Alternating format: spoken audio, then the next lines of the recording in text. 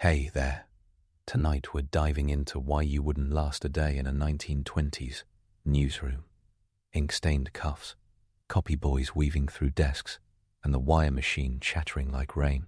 The truth is, your deadline isn't midnight. It's every new edition, measured in coffee rings and brisk rewrites.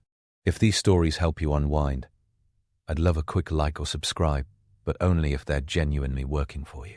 I'm curious where in the world you're listening from.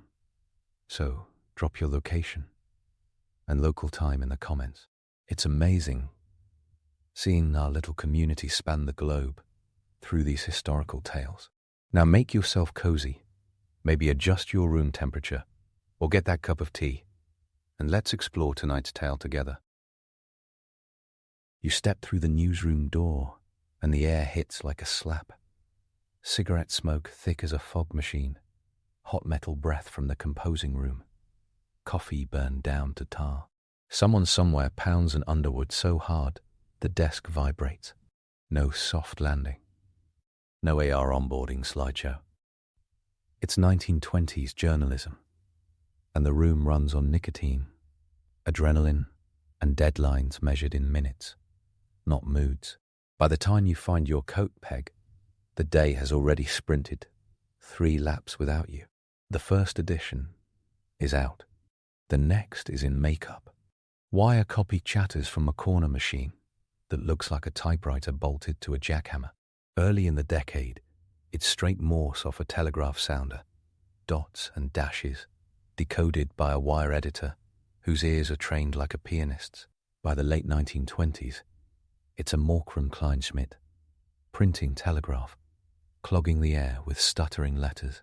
Teletype Corporation gets born in 1928, and the clatter becomes industrial scale. Hollywood makes it sound musical. The real thing grinds your molars. No one offers you a chair. You wedge onto a scarred wooden desk already occupied by a black telephone with a separate earpiece, a pile of onion skin carbon copies, and a pyramid of stubby pencils whittled down like prisoner shivs. Carbon paper traps your fingers in a soft, inky guilt. This is how you write 3 copies at once. Original for the desk, carbon for the composing room, carbon for the morgue. Everything you type leaves a fossil. Inside 10 minutes you learn 2 non-negotiables. First, the inverted pyramid is not a suggestion. The first sentence has to deliver the who, what, where, why, how fast enough to beat a ticking second hand. Because a telegraph operator on the other end used to literally cut the line when the wire time ran out. That habit survives even with faster lines. Second, the deadline is a living creature. It moves. It sprints toward you. It laughs when it passes. You scan the city desk. No glossy screens. Just stacks on stacks, each story with a clip, stapled from yesterday's morgue file. That morgue is its own cathedral of paper. Steel filing cabinets groaning with envelopes of clippings, typed index cards with cross-references in a tight librarian hand, mugshots folded into manila. If you want to know what a city official swore under oath in 1915, the truth lives in that drawer. The term search bar means pulling the handle without crushing a knuckle. You think the fedora with a press card tucked in the band waits for you. The movies planted that image. Real life laughs. Reporters wear whatever survives a rainstorm and a courthouse hallway. The press card rarely sits in a hat. It goes in a pocket or a battered wallet. And it works best when a police captain recognizes the paper's name before he recognizes you. Your haircut does nothing for access. Your newspaper's circulation does. The building trembles, and you're still on the newsroom floor. Downstairs, the rotary web presses spool off paper at speeds that make your eyes water. By the early 20th century, a Who rotary press could push 60,000 complete papers an hour, and bigger outfits in the 1920s are flirting with even faster. Those pages run letterpress, not offset, which means the words come from raised type, pressed into cheap, spongy newsprint. Ink is not a pigment. It's a smell that coats your tongue. The editor in charge of City Local, a person you do not make up, because the culture here makes individuals feel interchangeable. Gestures at the police blotter pile. No one uses your name, because names don't buy columns. Hits do. You learn the term slug fast. It's the label on top of your copy, and also a strip of lead that will hold your words later. The humour runs dark here. 9:30, and you're sent to police headquarters. In New York City, that's 240 Center Street, a 1909 Beaux-Arts palace, built like the cops wanted an opera house. Its press room is a crucible of smoke, ash in coffee cups, and warped blotters. In Chicago, the cops' press room rings with the same pitched buzz, only sharper from a public that treats crime as a spectator sport. Either way, the process runs the same. You read ledgers, you grab the phone, you dictate. Dictation is its own public performance. Reporters call the rewrite desk from a hallway payphone, scarred by pocket knives. Some newsrooms put a single person at a desk and call him the rewrite man. He's the one who can turn 3 minutes of shouted notes into a serviceable 12 inches of copy with a lead that sticks. That person lives off cigarettes and an instinct for the most surprising fact. Fancy terms like nutgraph live in later decades. Here it's just a lead and the meat. If you can spit the facts and the rewrite guy can catch them, your byline might appear in tiny type above the article, if your paper even uses bylines. In the 1920s, many papers still downplay them to reinforce the brand over the person. Stars get credit lines. Most mortals do not. Along the way, the myth of endless fact-checking gently dissolves.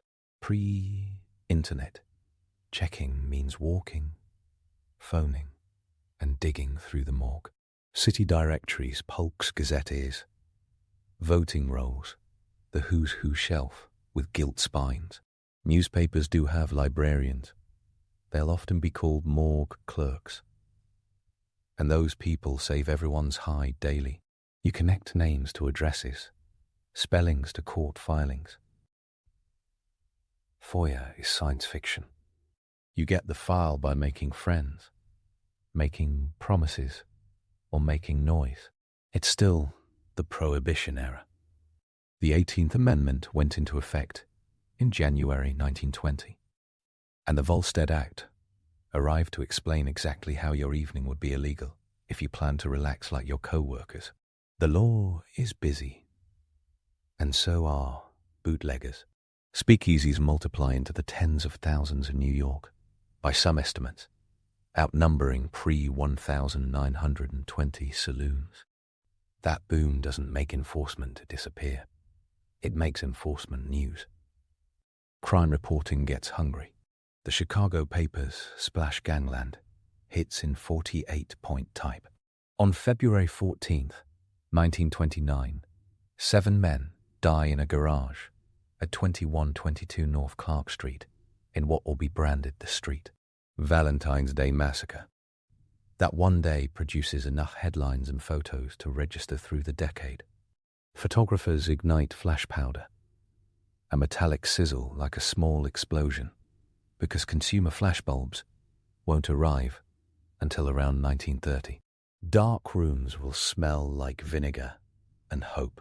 The tabloids own this moment. The New York Daily News launches in 1919 and bets heavy on photography and splashy type. The New York Mirror follows in 1924 under Hearst, and the Evening Graphic arrives the same year. Famous or infamous for composograph, photo montages stitched together to fake scenes the paper couldn't get. You can read the scorn in competitors' columns. It also sells papers by the truckload. Editors do not live on scorn. They live on circulation. Even the so-called respectable sheets sharpen their knives. The Boston Post wins the Pulitzer Prize for Public Service in 1921 after helping gut Charles Ponzi's 50% in 45 Days fairy tale. Ponzi takes in millions in 1920 with a scheme based on international postal reply coupons, and the Post publishes the math and the voices of people who wised up too late. It's a case study in how a newsroom can save a city a fortune armed with adding machines and skepticism. You can go find that Pulitzer citation if you doubt it. It's a public record. Back in the newsroom, a wire bulletin thumps out. The Associated Press, founded in 1846. United Press, born in 1907 under E. W. Scripps, and International News Service, Hearst's 1909 creation. Flood desks with copy. Each wire sells speed as a religion. Every desk editor wants to move fast without being duped. That balance never resolves. The app would not invent wire photo until 1935. So in the 1920s, photos travel by train, messenger, or experimental telephoto systems. That means if a ship sinks off the coast or a celebrity stumbles in LA, the New York papers might run text now and the photo tomorrow. Today's machine age still relies on legs. Your fingers ache by lunch, which you fail to notice because lunch does not exist. The percolator on the radiator doesn't brew so much as boil. The cup tastes like copper. You learn to write with your jacket off and your tie tucked to avoid feeding it to the type bars. An Underwood No. 5. The industry sweetheart from 1900 through the 1930s. Looks indestructible and needs to be. The carriage return is a physical gesture, a shoulder tug. The ribbon runs ink black through the morning, then scarlet in places, depending on whether someone loaded a two-color ribbon for edits. The keys jam when you dare to think faster than your fingers. Typing speed becomes survival. Many reporters hunt and peck. The real pros touch type. Stenographers, the office heroes, can throw down 80 to 100 words per minute, sometimes more. Greg's shorthand, introduced in 1888, turns sound into slashes faster than a camera shutter. People here treat pencil sharpeners like medical equipment. There is a radio in the corner, because newspapers fear and feed this new rival. KCAR in Pittsburgh launches its commercial broadcasting in 1920. By 1922, the country crackles with hundreds of stations. In 1924, the Chicago Tribune acquires WAG and Initialism for world's greatest newspaper, the paper's own self-brand, and turns broadcast into an extension of the newsroom. Meanwhile, a quiet war brews over who gets to deliver news on the air. In 1927, Congress births the Federal Radio Commission, an early signal that the airwaves need referees. The press and radio will hash it out for years, culminating in agreements and fights all the way into the 1930s. Right now, the novelty of a bulletin read into a microphone makes editors sweat. Your pencil abrades the paper. As you scribble a lead, you hope will clear the slot. The slot is literal, the top position on the copy desk where the person in charge, the slot man or slot woman in a rare case, sits, and the rim around it holds the other copy editors, each with a picker pole and a blue pencil. Blue matters because it doesn't photograph well when the plate is shot, leaving your savage edits safely invisible in print. The delete mark is a carrot-shaped dagger. Stet means let it stand. When a blue pencil line slices your darling metaphor, you learn not to whine, because the line you wrote is less important than the space it occupies. Space is a tax code here. Inches, pickers, columns. 1 picker equals 12 points. 6 pickers roughly make an inch. The paper sells ads in agate lines. Small board type about 5.5 points, because that's how column inches become money. Your story loses 2 graphs because an auto dealer paid for a half page. Between church and state lives, a negotiable frontier. That tidy separation taught in later textbooks arrives slowly. Some editors draw the line like a trench. Others draw it in pencil. A moment arrives when you thought you were a writer, and the city reminds you you're also a runner. You are sent to the courthouse. That is not a walk. That is a sprint to a streetcar. Reporters in 1920s cities live by transit schedules and pocket change. Rush to the courtroom, copy down the judge's ruling, can get to a phone. When the Scopes monkey trial shakes Dayton, Tennessee, in July 1925, the nation's press arrives in numbers that make the town's population feel like a misprint. L. Mencken of the Baltimore Sun fires off dispatches dripping with acid and vocabulary, calling his foes the Booboisy and making his sneer the story. Radio broadcasters carry the voice of William Jennings Bryan out to listeners, while Clarence Darrow cross-examines him in the heat. That trial ends with John T. Scopes fined $100, and the conviction reversed 2 years later on a technicality. The press learns it can turn a courtroom into a stage, and the public learns to watch. Afternoon bleeds into early evening, and nothing gets quieter. The composing room calls for copy because type has to be said. The people down there are their own world. Mergenthaler's linotype machine, patented in 1884, and now the backbone of the industry, lets a single operator type a line of text and cast it instantly as a slug of hot metal.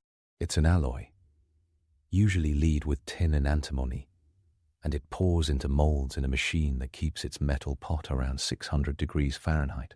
The sound coming off a bank of linotypes feels like a metal rainstorm. The men at those keyboards wear ink-stained aprons and command more pay than the reporters upstairs, because the International Typographical Union knows exactly how rare those skills are. This shop has a chapel, because printers' guilds call their locals chapels, and their leaders father. They do not need your friendliness. They need your copy on time and correct. Factual correction is not a polite memo here. It lives as molten reality.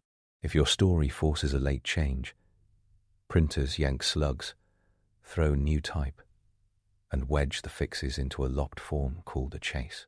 The page is assembled one column at a time, then prepared for the press by stereotyping, pounding papier-mâché flongs onto the form to make an impression, drying them, and casting curved metal plates that fit the rotary cylinders. This is why Stop the Presses is not a daily party trick. Stopping a web press mid-run, waste ribbon after ribbon of newsprint, and risks a paper break that becomes confetti.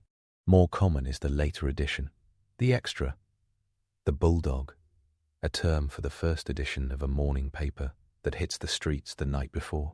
You do not dramatically halt a 1,000-pound machine for a detail you should have had at 4 o'clock.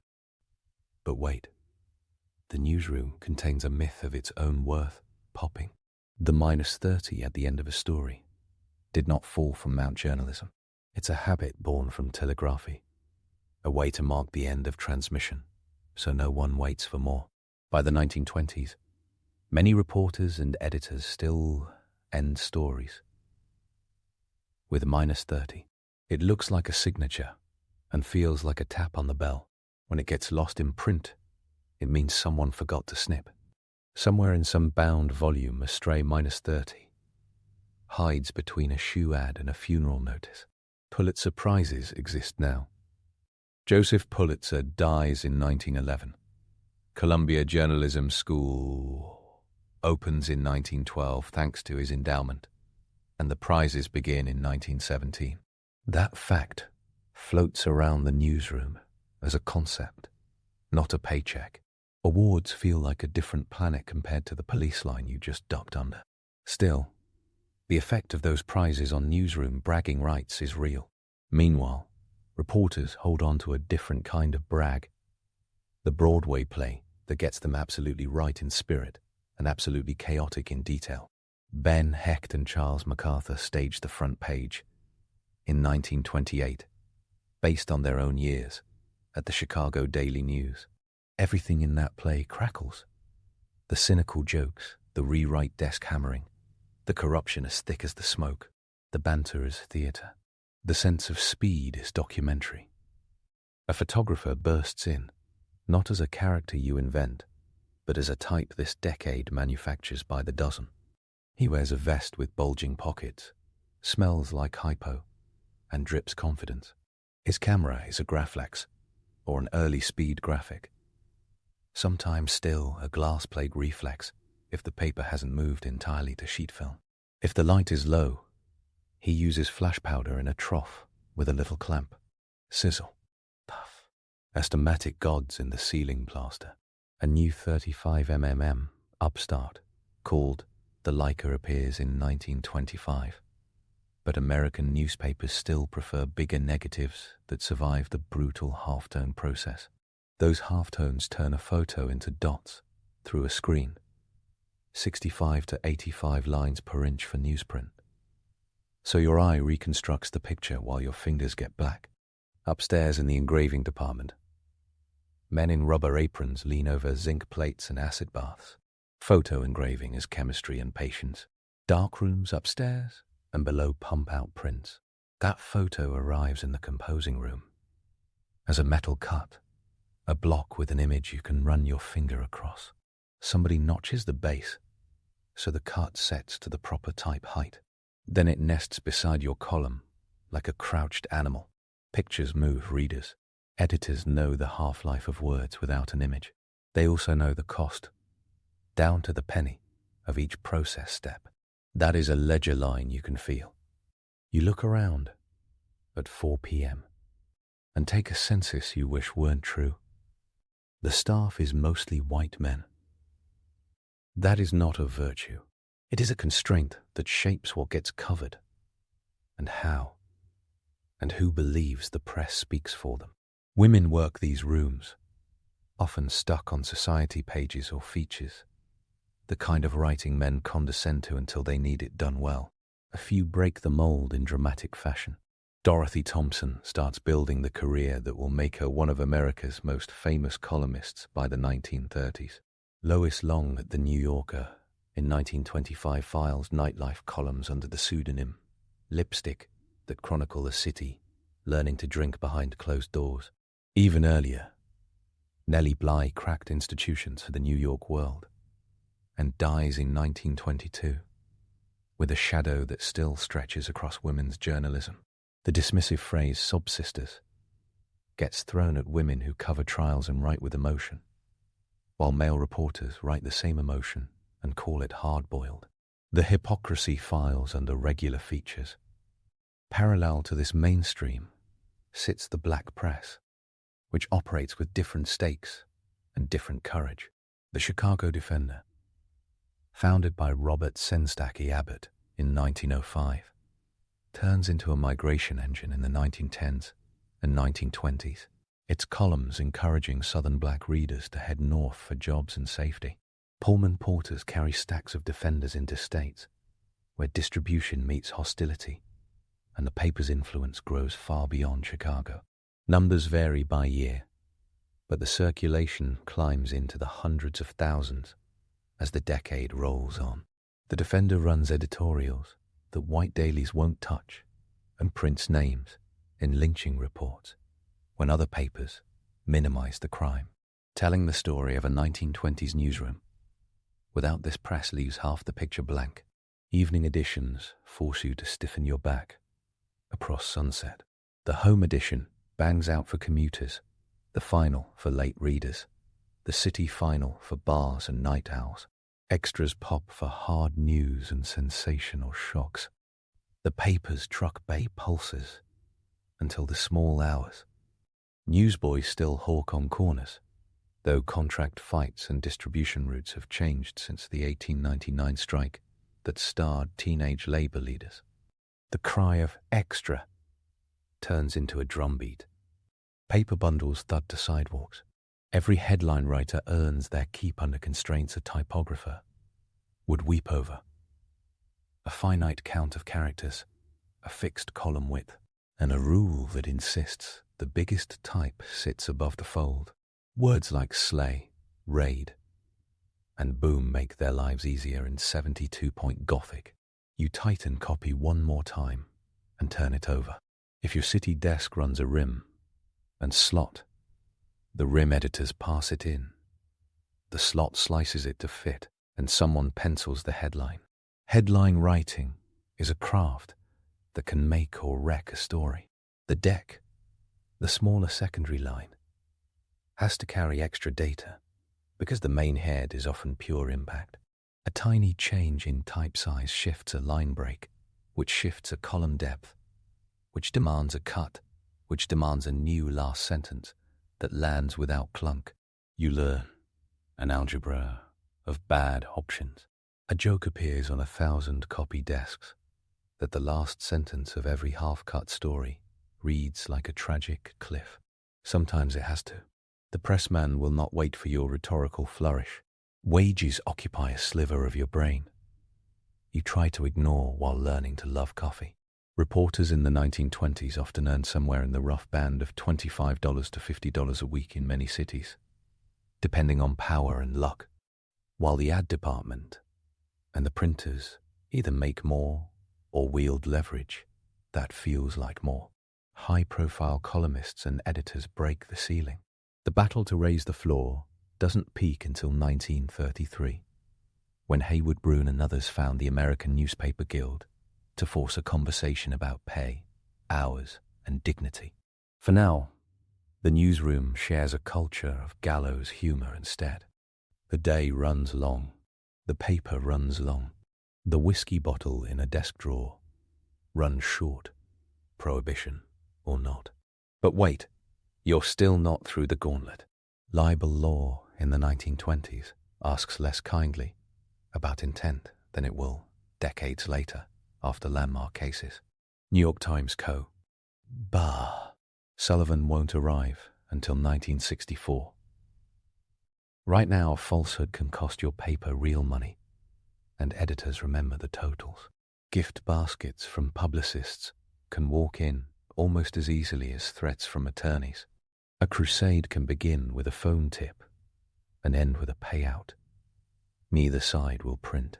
The appetite for muckraking that defined the 1900s hasn't vanished, but it lives under new owners and new ad contracts.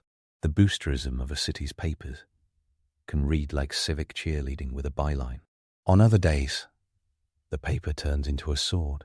The difference can come down to whose ox gets gored and how big their ad buys. The night grows its own rhythm. Press checks mean making a fast walk to the basement to see a galley proof. Long strips of text pulled from set type for corrections. Proofreaders mark with a language of carets, paragraph, marks, and transpose signs. Widows and orphans. Those sad little lines of text, stranded at the top or bottom of a column, become enemies everyone fights. The metal type obeys a sense of justice. Fix a widow and a new one appears 4 inches below. A chase thunders as the lockup tightens. Coins turn with keys to clamp the page form. The stereotyping crew bangs a flong onto the form with brushes and mallets to make a deep impression. Dryers the size of bathtubs pull the moisture out. The curved plate that results looks like a polished fossil of the day.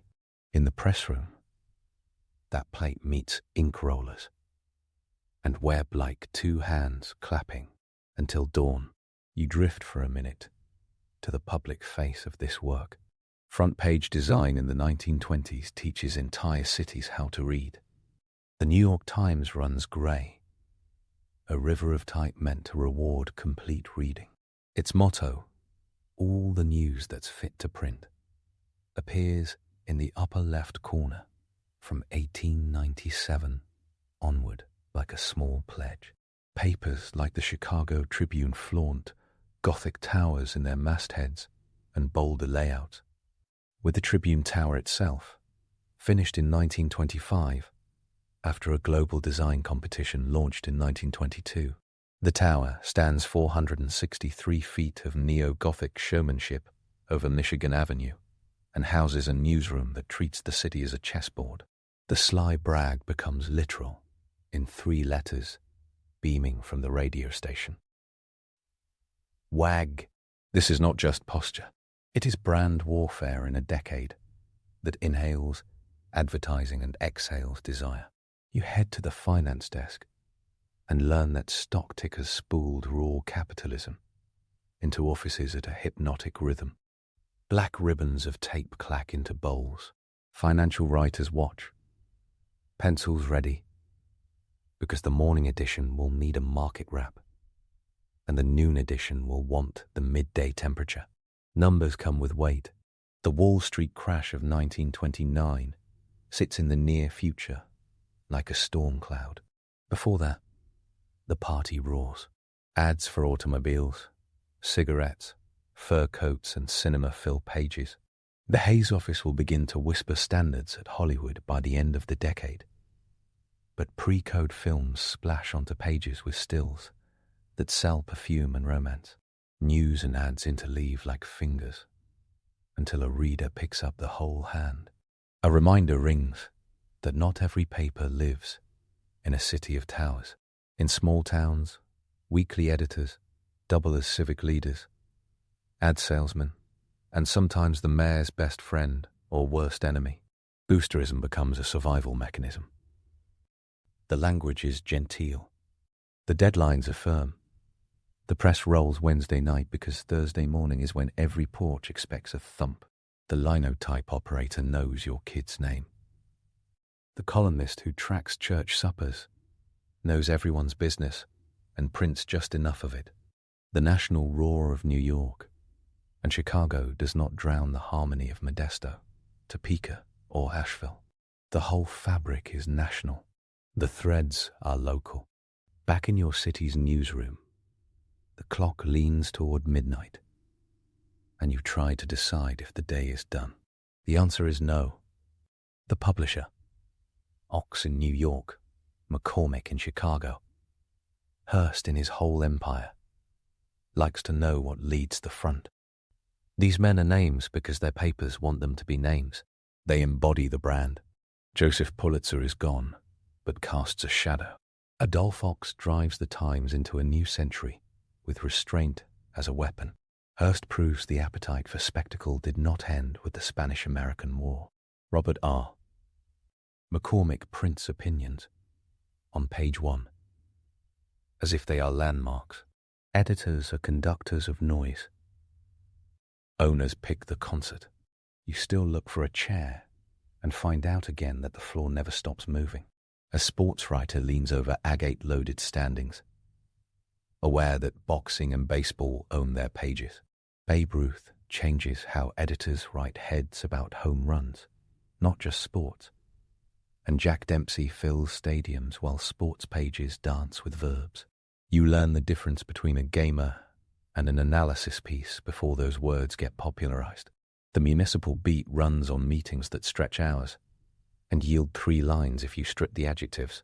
Your patience wears thin. Your lead gets tighter. Another, but wait, slips in at the point of exhaustion. The mailing room and loading docks, the circulation department with its maps of routes, the drivers warming trucks upstairs. All of that decides whether you get read. Circulation is not an abstract number. It is a pile of bundles, a crew of carriers, and a fight on every street corner with a rival stack. In some cities, distributors battle with threats and fists. In others, they battle with nickel price wars and free comic inserts. The design of your front page is worthless if it lands face down in a puddle.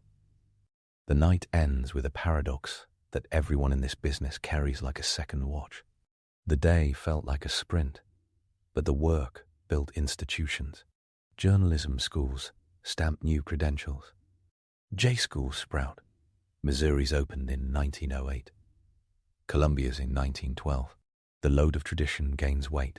Style books congeal from memos and house rules. And eventually, decades later, the Associated Press will codify much of it in a book the size of a brick. That book does not exist in your hand in 1926. What exists is a copy desk full of people who share a living version of those rules because it keeps errors off the front page. You learn without bullet points. You learn by seeing what makes it into type. You trudge to wonder. You trudge toward a door no one admits exists. A late-night room where the windows are blacked out. The piano sounds like it was tuned during the Harding administration. And the password is a nod. Prohibition did not invent alcohol consumption. It privatized it. Reporters in the 1920s drink because the desk drank, because the cops drink, because the judges drink, because the bootleggers signed the donation slips at political dinners. The irony that temperance created the greatest crime beat of its time works its way into toasts no one would dare to print. The tragedy that some reporters wrap their lives around a bottle also belongs to this room. This is history. It does not clean up easily. The clock on the wall passes 2 a.m. The presses downstairs hum. Trucks shift. The building breathes. You learn today that your romantic picture of journalism survived the back door, but not the front. The glamour fits on a postcard. The labor fits in a city block. You found out that words are metal before they are read. That pictures require acid before they arrive at breakfast. And that a deadline is not a due date, but a river that rises. You found out that the newsroom you walked through runs on habits engineered by telegraph wires, unions older than your grandfather, and an appetite for news that never feels fed. The uncomfortable parts refuse to budge. The homogeneous staff in the mainstream daily meant millions of people barely saw themselves reflected. The alternative press and the immigrant papers told different stories and paid for it in ways the establishment ignored. The line between shrewd and shameless slid under everyone's feet. The tabloids invented a future of spectacle. The broadsheets invented a future of sanctimony. Both printed typos that send copy editors to early graves. A line falls into your head without warning. One you saw penciled on a wall in a morgue room photograph from the era. Copy is cheap. Type is dear. The bosses liked that because it sounded like thrift. The people at the linotypes liked it because it sounded like reality. You feel its truth because it underlines what this day demanded. A mistake up here means sweat down there. A delay up here means cursing down there. Respect runs both ways. When the system works, when it doesn't, it gets ugly. Take one more pass at the myth list before you walk out. The press card in the hat band gets made for newsreel cameras. Real access comes from relationships and a phone call answered at 1 a.m. Stopping the press's mid-run is cinematic. In practice, you remake the page for the next edition, unless war or death demands a pulp flood. Fact-checking is not a flaw of interns and index sites. It's the morgue drawer with the right name on the tab and the stenographer who kept her notes. The glamorous reporter's witty repartee is as old as Hecht and MacArthur. The grind behind it is older. The newsroom swears by speed, but lives by accuracy, and when it fails, wishes it had chosen accuracy. A last stat clinks like ice. In 1920s America, the number of daily newspapers hovers in the low thousands, and Sunday editions balloon with color supplements, comics from King Features and Near syndicates, and full-page ads. Cities run multiple papers head-to-head. It's a press ecology you can feel under your shoes. Competition, sensation, a hunger for events, and a spreading network of radio sets closing the gap between hearing and reading. The people who ride this wave day after day build rituals that survive deeper into the century than their buildings do. The presses move out of downtown cores. The newsrooms swap wood desks for metal. The type metal disappears into nostalgia. The habits linger. You leave long after midnight, in a city that looks like a stock photo of the Roaring '20s, until you notice the details. The streetlights burn mercury pale. A newsstand seller stacks bundles for the early train. Above you, a neon sign buzzes the paper's name into the humid air. Down the block, a uniformed cop nods at a familiar reporter and pretends not to notice the flask. Across the river, a press runs hot enough to heat the room with no furnace. You can trace the path of a headline from a breath on a phone to ink on a sidewalk in less than 6 hours. You didn't last a day. You survived it. Different achievement. You found out the newsroom is a foundry, not a salon. You got your lead hammered into shape by someone who didn't bother to smile. You watched words become metal and then become sound as the presses drowned conversation. You walked through a system, equal parts civic institution and carnival, with rules written in Latin and margins written in cash. The 1920s built this machine to match its pace, and it asked something simple and merciless from anyone who stepped inside.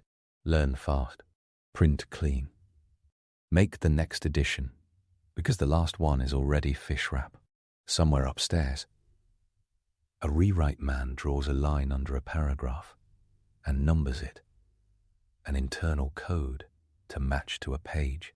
A printer reaches for a slug with a gloved hand because he learned last year what molten lead does to the skin. A librarian shifts a drawer 2 inches to the left and saves someone else an hour tomorrow. A headline writer presses backspace into a piece of rubber and starts a word over. The city desk reaches for the phone because a knock on a door at dawn means a story by breakfast. These people are real. The noise they made is real. You can still look up the plates they cast and hold them to the light. Walking out into the early morning, you feel a sensation that does not translate into hashtags. The day chewed on you and left you inked. You can taste the metal on your teeth. You pass a newsstand still stacked from last night and spot your paper in the middle of the pile. The head sits straight. The deck breathes. Your story makes column 4. Above the fold, at tiny real estate, bought with phone coins and shoe leather and a brutal sense of time, is everything in this decade. If you come back tomorrow, the room will assume the lesson stuck. If you don't, the room will not send flowers. It will, however, keep publishing. It did that then. It does that now. The noise of the 1920s newsroom never sank into silence. It morphed into hums and pings, certain constant stubbornly refusing to budge. Speed, skepticism, a grumpy devotion to the paragraph that leads a stranger through a fact. The technology's changed, but the day you just lived carved a template so deep that modern newsrooms still measure themselves against it, even as they swear they have been inventing something brand new. At the corner, a truck throws a last bundle to the sidewalk and drives off. The paper scatters one section in the wind, and an early riser steps on it, leaving a shoe print in the grey. Your debut day exists on that page. 3rd column, 7 inches, a lead that lands without a flourish, a kicker that doesn't need to wink. The people who taught you today cannot be caricatured without losing the point. They were fast because they had to be, and sharp because the copy metal cooled fast. They believed in the day's work. They also believed correctly that a single wrong name in a caption could get them hauled into court. The city keeps grinding, so do the presses beneath your feet. The newsroom you just staggered through remains in the building like a second atmosphere. Layer upon layer of crushed cigarettes in the ashtrays, galleys bent into arcs, paste pots with brushes stuck solid, pencils gnawed to those ridiculous nubs. That place ran on a kind of courage that makes modern myth-makers sigh, and then add 3 explosions. It also ran on people who filed through grief and scandal and hysteria without turning every column into a sermon. They got things wrong, and they corrected them. sometimes late, sometimes never. They filled the century with a record of itself, flaws and all. The day ends. The presses do not. That's the joke and the burden. In the morning, a fresh stack rides out to hundreds of thousands, maybe 1 million in the biggest cities, a towering presence on breakfast tables and corner stands. You were one set of fingers in a system that required the other rooms, the other hands, the unseen parts. The 1920s Newsroom kept its promises with steel and steam, and it broke them the same way. The job asked for a kind of attention that makes your shoulders go square. You do not last here unless you learn how to live out of breath. You take a last breath anyway, one you don't have to share with anyone else, and you step off the curb toward a city that looks different after a night like this. That difference sticks. You know why the headlines shout. You know why the lines go short. You know why the words ring like metal. And you know in your bones that surviving this day means respecting how much stubborn business went into making a paper land, folded in half on a stoop, while the world slept. Our journey through history continues with the life of Julius Caesar, crossing the Rubicon. A man in a mud-stained travel cloak stepped into a cold Italian stream and detonated a republic. Julius Caesar's crossing of a river, about as glamorous as a drainage ditch, felt less like grand strategy and more like a hard launch of civil war. No golden chariot, no marching band, not even the laurel wreath he later used to disguise his bald spot. Just one general, one legion, a winter night near the Adriatic, and a line on the map that everyone in Rome agreed no one was supposed to cross with troops. And yet he did. Historians have wrapped the moment in legend for 2,000 years. The line about dice being cast sits at the center like a shiny prop. The punchline lands even better with the footnotes. Plutarch records a Greek line that means let the die be cast, a theatrical push forward. Suetonius later gives the Latin form people know. The more resigned, the die is cast. Two different vibes, one irreversible decision. The whole phrase likely lifted from a Greek poet, Menander. Caesar's most famous one-liner may not even be his draft. The ancient world was importing quotes long before social media. The river itself was small. The Rubicon flowed through the flat farmland of Cisalpine Gaul and emptied into the Adriatic near Ariminum, modern Rimini. It ran brown and chill in January, a measly boundary that functioned like a constitutional tripwire. Governors could not lead troops into Italy proper. That rule existed to keep ambitious generals from parking legions outside Rome, like they were reserving seating. Crossed the Rubicon with soldiers, and the law treated it as open rebellion. The Republic's entire system depended on that red line holding. Caesar walked up to it with 1 legion and a lifetime of reasons. The backstory reads like a highlight reel that doubles as an origin myth for political audacity. Born in 100 bus to a patrician family with famous ancestors but not famous money, Gaius Julius Caesar grew up with the right last name and a mortgage of expectations. His family claimed divine ancestry through Venus. That line played well in Roman politics, where genealogy was content marketing. He was also connected to Gaius Marius, the titan of Roman popular politics, through his aunt Julia, whom Marius married. That link almost killed him in his 20s. Sulla's dictatorship in 82 bars rolled out proscriptions with the speed of a purge and the mood of a corporate reorg conducted with execution lists. Caesar had married Cornelia, daughter of Marius's old ally and successor, Cinna. Sulla ordered him to divorce her. Caesar refused. He lost his property and priesthood, docked assassins, hid on the run, and contracted a fever that nearly finished him. Intermediate power players and the Vestal Virgins interceded. Sulla spared him, supposedly after muttering, "There were many Mariuses in that boy." Not the compliment it sounded like. He left Rome to build a career by doing everything, everywhere, all at once. He fought in Asia Minor, won the civic crown for saving a citizen in battle, almost got flattened by politics, and then got kidnapped by pirates in 75 BS.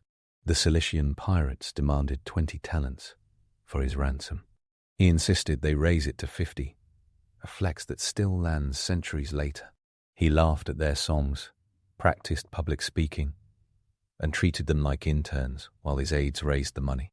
After 40-ish days of captivity, he returned with borrowed ships, hunted them down, and crucified them. He arranged to have their throats slit first to shorten the suffering, a grim note that Roman benevolence often came with sharp edges. Suetonius and Plutarch preserve the episode, which reads like a pilot episode for the man's entire brand: swagger, dark humor, and follow-through. Back in Rome, he rose fast. A Pontifex Maximus win in 63 BC looked like a coin flip to everyone except him. He ran heavy on borrowing, stacked up debts in the tens of millions of sesterces, and relied on Marcus Licinius Crassus, the richest Roman alive, to keep his finances oxygenated. Plutarch estimates Crassus stood surety for Caesar to the tune of several hundred talents, a sum that screams venture capital for ambition. A scandal over the secret rites of the Bonadia in 62 BC nuked his marriage to Pompeia. He divorced her with a line that later Roman gossip condensed into Caesar's wife: "Must be above suspicion." That phrase aged into a meme for every public scandal afterward. Crassus and Pompey balanced him. Crassus wanted influence. Pompey wanted land settlements for his veterans and ratification for policies from his eastern conquests. Caesar wanted a launch pad out of debt and into destiny. They built what later historians call the First Triumvirate in 60 BC, more a private power pact than any formal institution. Caesar married his daughter Julia to Pompey and greased the machine. In 59 BC, he served as consul with Marcus Bibulus, a rivalry so lopsided the political wits dubbed the year the consulship of Julius and Caesar. Bibulus went home to watch the skies for omens, like a man who gave up and blamed the weather. Caesar secured important laws, including an agrarian reform that helped Pompey's veterans and buoyed his own popularity. The next act unfolded in Gaul. His provincial command initially covered Cisalpine Gaul and Illyricum, with Transalpine Gaul added by the Senate. He picked up a 10-year command in total. Between 58 and 50 BC, he fought campaigns that turned him from heavily indebted to filthily wealthy. Helvetii migration blocked and redirected. Ariovistus, the Germanic king, defeated. Belgae broken. Nervi smashed in a near-disaster recovery on the Sambra. Vercingetorix corralled and crushed at Alesia in 52 BC. He built a timber bridge across the Rhine in 55 BC in around 10 days as a geopolitical mic drop. Then crossed into Britain, 2 years running, just to show he could sail past the edge of Roman maps. He wrote the Commentarii de Bello Gallico in the third person, like the world's most effective campaign brochure, presenting himself as the calm adult in the room while armies crashed around him. Modern historians treat his casualty numbers with caution. Ancient authors recorded spectacular figures. Propaganda always inflates the scoreboard. By the late 50s BC, he commanded around 10 legions, veteran formations with core units like the famed 10th. He had money to pay them, loyalty built on victories, and a political machine back in Rome shaped by allies and clients. He also had enemies who stared at that growing power and decided the Republic could not keep running on vibes. Crassus died at Carrhae in 53 BC, with most of his army sucked into a Parthian trap so brutal that history lists it with horror. Julia died in 54 BC, removing the family tie that had glued Caesar and Pompey together. Pompey drifted to the senatorial conservatives, took command against domestic unrest as sole consul in 52 bars, and passed laws that tightened rules on office holding and prosecutions. The friendly handshake at the top of the Roman system collapsed into Cold War. Caesar had protections lined up. Years earlier, he had secured the right to run for consul, in absentia, for 48 bes. The deal mattered because returning to Rome as a private citizen left him open to prosecution for alleged illegalities during his consulship and campaigns. His enemies talked openly about putting him on trial the minute he stepped over the border without imperium. A prosecution meant exile at best and utter ruin at the likely. Cicero's letters hum with the tension of these years. His correspondence in 5049 bis shows him shuttling between hope for conciliation and dread. About the missiles, everyone was loading into their speeches. Caesar proposed mutual disarmament. He would stand down if Pompey and the Senate's forces did the same. He sent offers and letters. In early January 49 bis, a letter from him was read in the Senate House, pushing that compromise. The consuls and the majority rejected it. On the 7th of January, 49 bis, the Senate passed the Senatus Consultum Ultimum, the ultimate decree urging magistrates to take all steps to protect the state. That phrase did not magically clarify anything. Roman emergency powers always left room for interpretation. What it did do was slam the door on legal middle ground. In Rome, the tribunes Mark Antony and Quintus Cassius, who supported Caesar, tried to veto aggressive measures and were threatened. They fled the city in disguise and made for Caesar's camp, according to Plutarch and Appian, who had the detail that they dressed as slaves. The optics of elected tribunes chased out by a hostile Senate became Caesar's casus belli. He claimed he was defending their sacrosanct persons. He phrased the conflict as one side violating the people's rights while the other defended them. Everyone picked their legal hill to die on. The summer general in his red cloak morphed into winter traveller. Caesar kept his legionaries camped without raising a fuss, staged a casual dinner in Ravenna, and played it cool. Suetonius lays out the evening with the sort of detail that feels like gossip passed down and polished. He attended a show, dined, slipped out with a small escort, and took a carriage on back roads towards the river. The guide lost his way in the dark. The torches blew out. The group wandered until just before dawn they reached the Rubicon, narrow, cold, and less impressive in person than its myth. On the opposite bank lay Italy. He had one legion, with him the 13. It was at or near Ravenna, and loyal. A full-strength legion in that era ran around 5,000 heavy infantry, plus auxiliaries, and a few hundred cavalry. Winter numbers fluctuated. The rest of his legions were spread through Gaul and farther north. This was not some unstoppable tank column. It was a poker player pushing in early with a pair of tens. He stepped across and moved. Ariminum, the first major town on the coast road, opened its gates. He took Bessorum and Fanum, pushing along the Via Flaminia and Via Aemilia like he was drawing a line across the map. He fanned out detachments to Ancona and farther inland. His speed had always been his brand, and in January 49 bes, he ran on shock value. In Rome, panic erupted before his volleys did. Pompey and the consuls evacuated the city, shuttling senators and their families out towards Capua, and then Brundisium with the plan to fight from Greece. Cicero's letters record the urban meltdown, with a mix of sarcasm and sadness.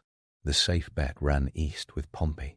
Domitius Ahenobarbus, one of Caesar's loudest enemies, tried to hold Corfinium in central Italy. Caesar surrounded it. Domitius lost nerve. Caesar captured him and more than 30 senators and equestrians. He released them unharmed, returned a significant sum of money Domitius had brought to pay his garrison, and theatrically branded his war as one of clemency.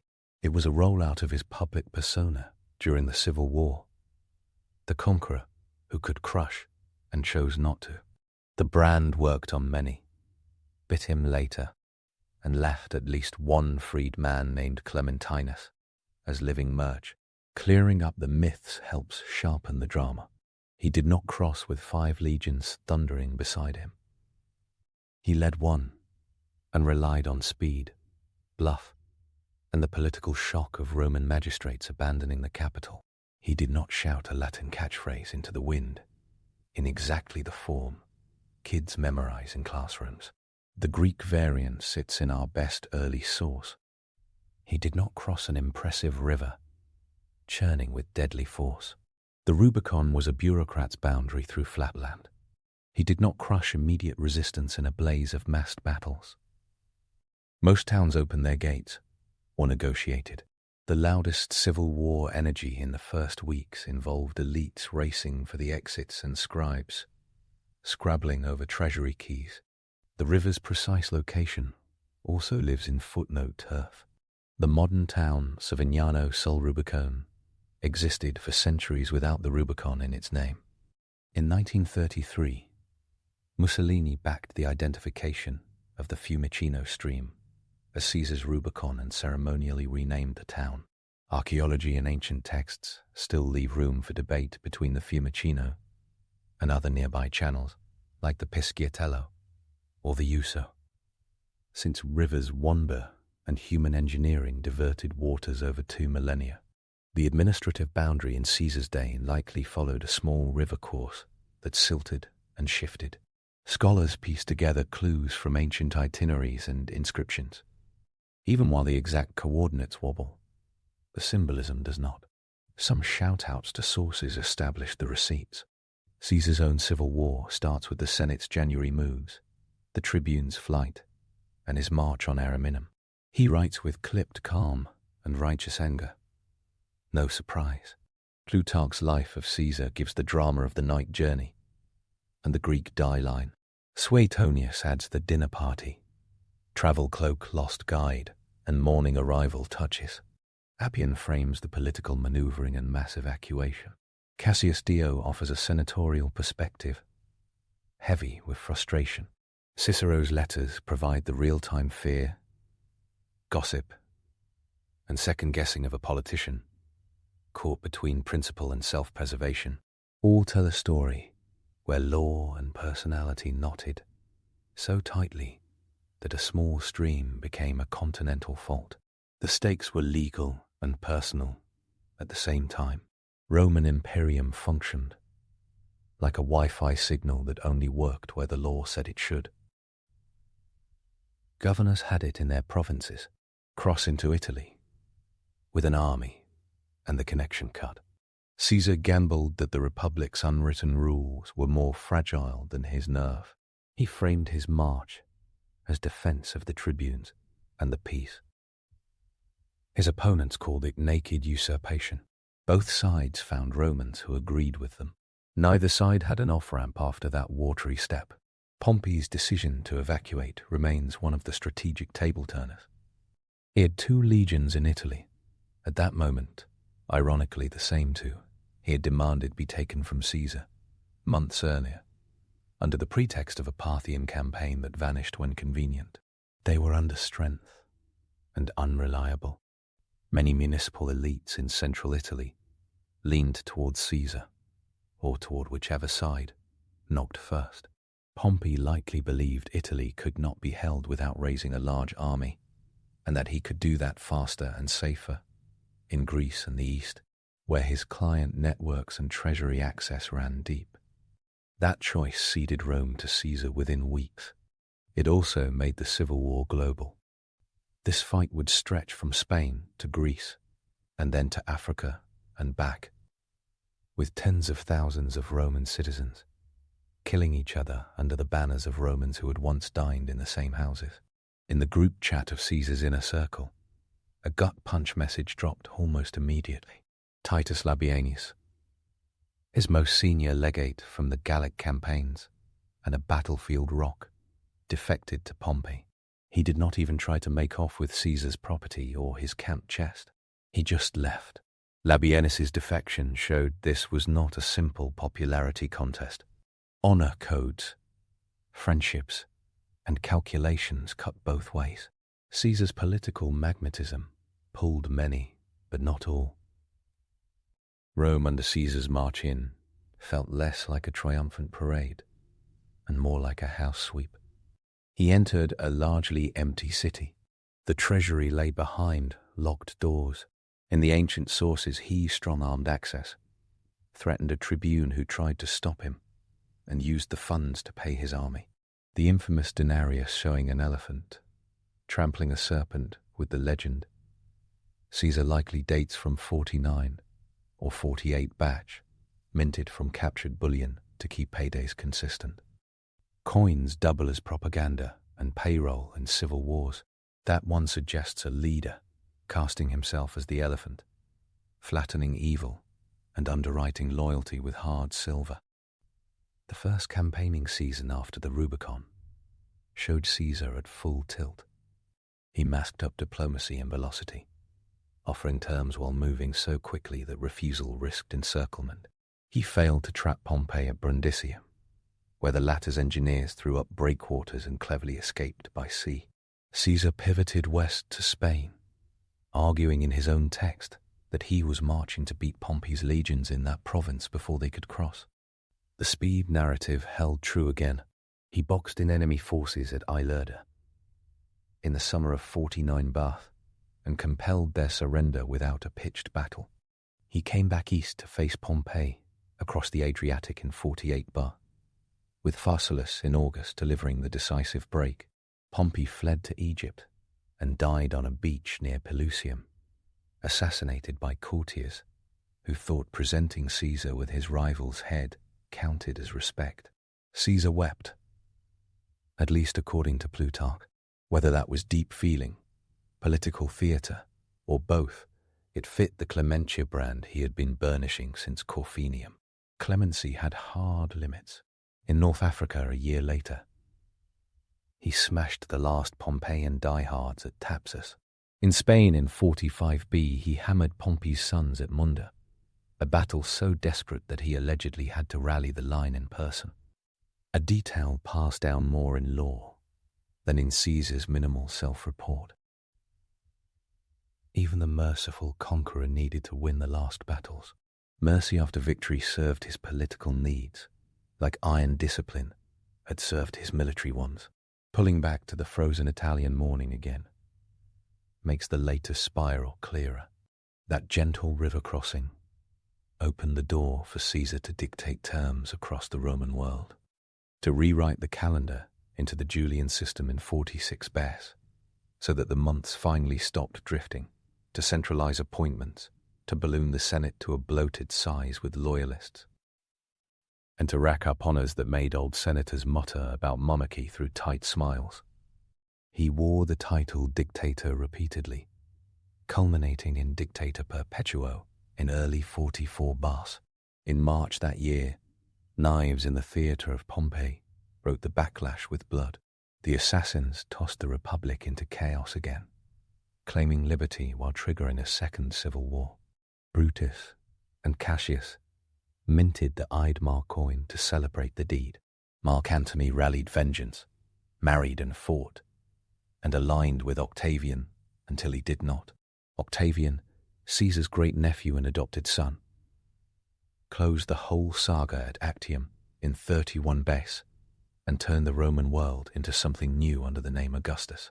The empire was born on the back of a series of choices that included 1. Very public trespass. Even small details of that winter still deliver punch. Caesar, always particular about presentation, kept up appearances during those days. Suetonius records him in a plain travel outfit. At the crossing then, alive to style later, carefully managing hair and laurel.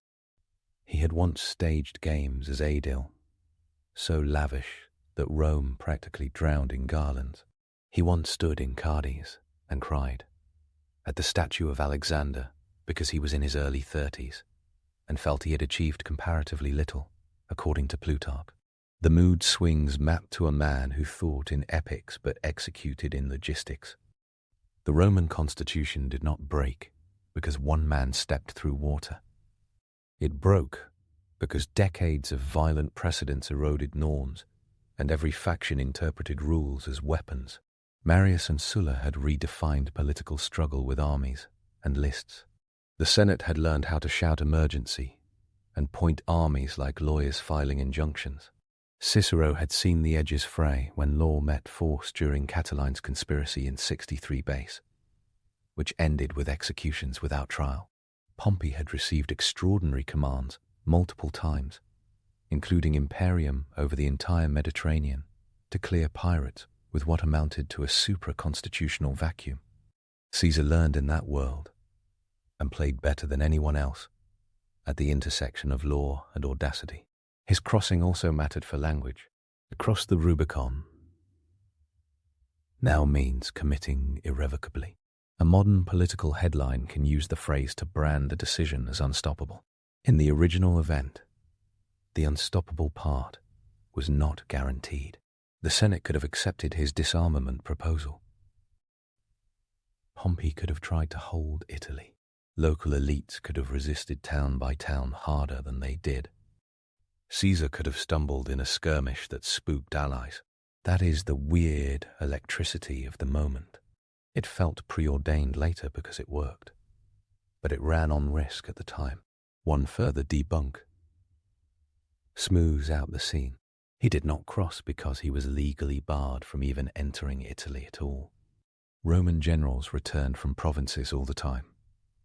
What the law blocked was bringing the army along. A returning governor could dismiss his troops, visit the city as a private person, and then hope to win office again, if enemies did not slice him up in court for alleged abuses. Caesar's opponents promised the slicing. That threat made the convoy feel like bodyguards, and the crossing feel like survival. The moment pivoted on trust, or the conspicuous lack of it. Caesar's enemies could count on prosecutors lining up as soon as he re-entered civic life. Trials served as political execution in a system that loved to talk about law more than it loved to apply it evenly. Exile was the standard penalty. Cicero had eaten that penalty in 58 BASE, after the Clodian gang forced through a law that named him guilty for the execution of Catiline conspirators without trial. Every politician had seen a version of that trick. Caesar had no intention of becoming a cautionary tale. He also had no intention of leaving a legacy empty of brick-and-mortar achievements. The calendar reform alone proves he was thinking in centuries, not election cycles. The Julian calendar replaced a lunar mess with a solar system anchored to a leap year mechanism. It took effect in 45 BASE after he crossed, campaigned, centralized, and then declared a 445 day year to reset the drift. An administrative flex that should be famous even without daggers and bridges to the Rhine. The months the world uses today trace back to his spreadsheets. The army followed him because he made sure the math worked. Pay needed to land like clockwork.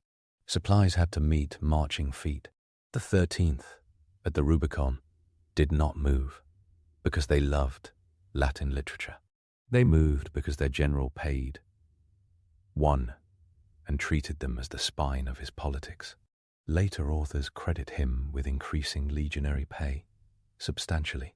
He rewarded veterans with land. He wintered them in comfortable quarters in Gaul that made the Senate fume and the soldiers cheer. He took their loyalty seriously and understood their grievances.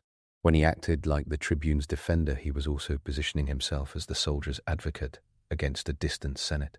Short sentences in his commentaries build that picture, sparing with adjectives and heavy on geometry, bridges, and the timing of supply lines. Visualize the crossing at ground level. The air bites with Adriatic damp. A small river mucks through reeds and low banks. A handful of scouts ride ahead with cold hands on leather, breath ghosting. Legionaries shift their shields and kit, iron and wood, knocking in the quiet. Behind them a road heads south to Ariminum, then further to all the roads of Italy that converge like capillaries into Rome. The man at the front stands where the law says not to stand with an army. He has stacked debts, enemies, and years of preparation. He knows moving forward makes enemies look suddenly smaller. He knows pausing makes them bigger fast. He steps in. That move collapses two realities into one. Ariminum wakes under new management the same day. Caesar shows himself as both the conqueror and the conciliator. He writes letters offering talks. He takes oaths of loyalty from officials who swear as much to peace as to him. He moves detachments like chess pieces along the coast. He brands every concession as mercy and every refusal as the other side, choosing civil war. His enemies blast back that the choice was his. The propaganda war never lets up. Caesar's side prints coins, sends envoys, and spin doctors the events. Pompey's side does the same from Brundisium, and then Greece. Modern readers inherit phrases hardened by victorious spin. Meanwhile, a small river in the north becomes a literary juggernaut. Mussolini, always ready to cosplay Roman, picks a stream and builds monuments. Textbooks lock in a line. Tourists take photos on a bridge with a statue of Caesar striding forward like he is late for a Senate meeting. The actual antique signage for the border zone had probably rotted by the end of the first century bus. Roman bureaucrats loved markers, but not forever. Nature moves fine print around on floodplains. None of the comedy in the early career cancels the blood. Caesar's campaigns in Gaul exacted a terrible price. Ancient numbers make modern readers gag. Even if scaled downward, they describe catastrophic suffering. Caesar's calculation that fame and force fed each other meant pushing war to the edges of the Roman world and past them. He could be generous to beaten Roman senators and dull to non-Roman suffering. The civil war that followed the Rubicon laid cities under siege and killed Roman citizens in great numbers. Pharsalus saw Caesar's smaller army smash Pompey's larger one with tactical nerve and discipline, then fold ex-enemies back into the civic loaf. The Roman elite survived the war, mostly intact in bodies, not in prestige. That dynamic helps explain the later assassination. They could not beat him in the field and tried to reassert the Republic with knives. Every telling of the Rubicon picks an ending point. The temptation to freeze it as a cinematic still at the riverbank makes sense. That image explains why lawyers and soldiers have not trusted each other fully since. The full story keeps moving. After the war, after the honors, after the calendar, after the assassination, Augustus locked the door behind Caesar's ghost and painted a republic-shaped mural. On it, senators still sat. Elections still happened. Armies still marched for Rome. The difference sat in who controlled the sharp end and for how long. The man who had once bucked Sulla's demand to divorce Cornelia planted the gene for not leaving decisions like that to chance again. A few direct details savor even more under a microscope.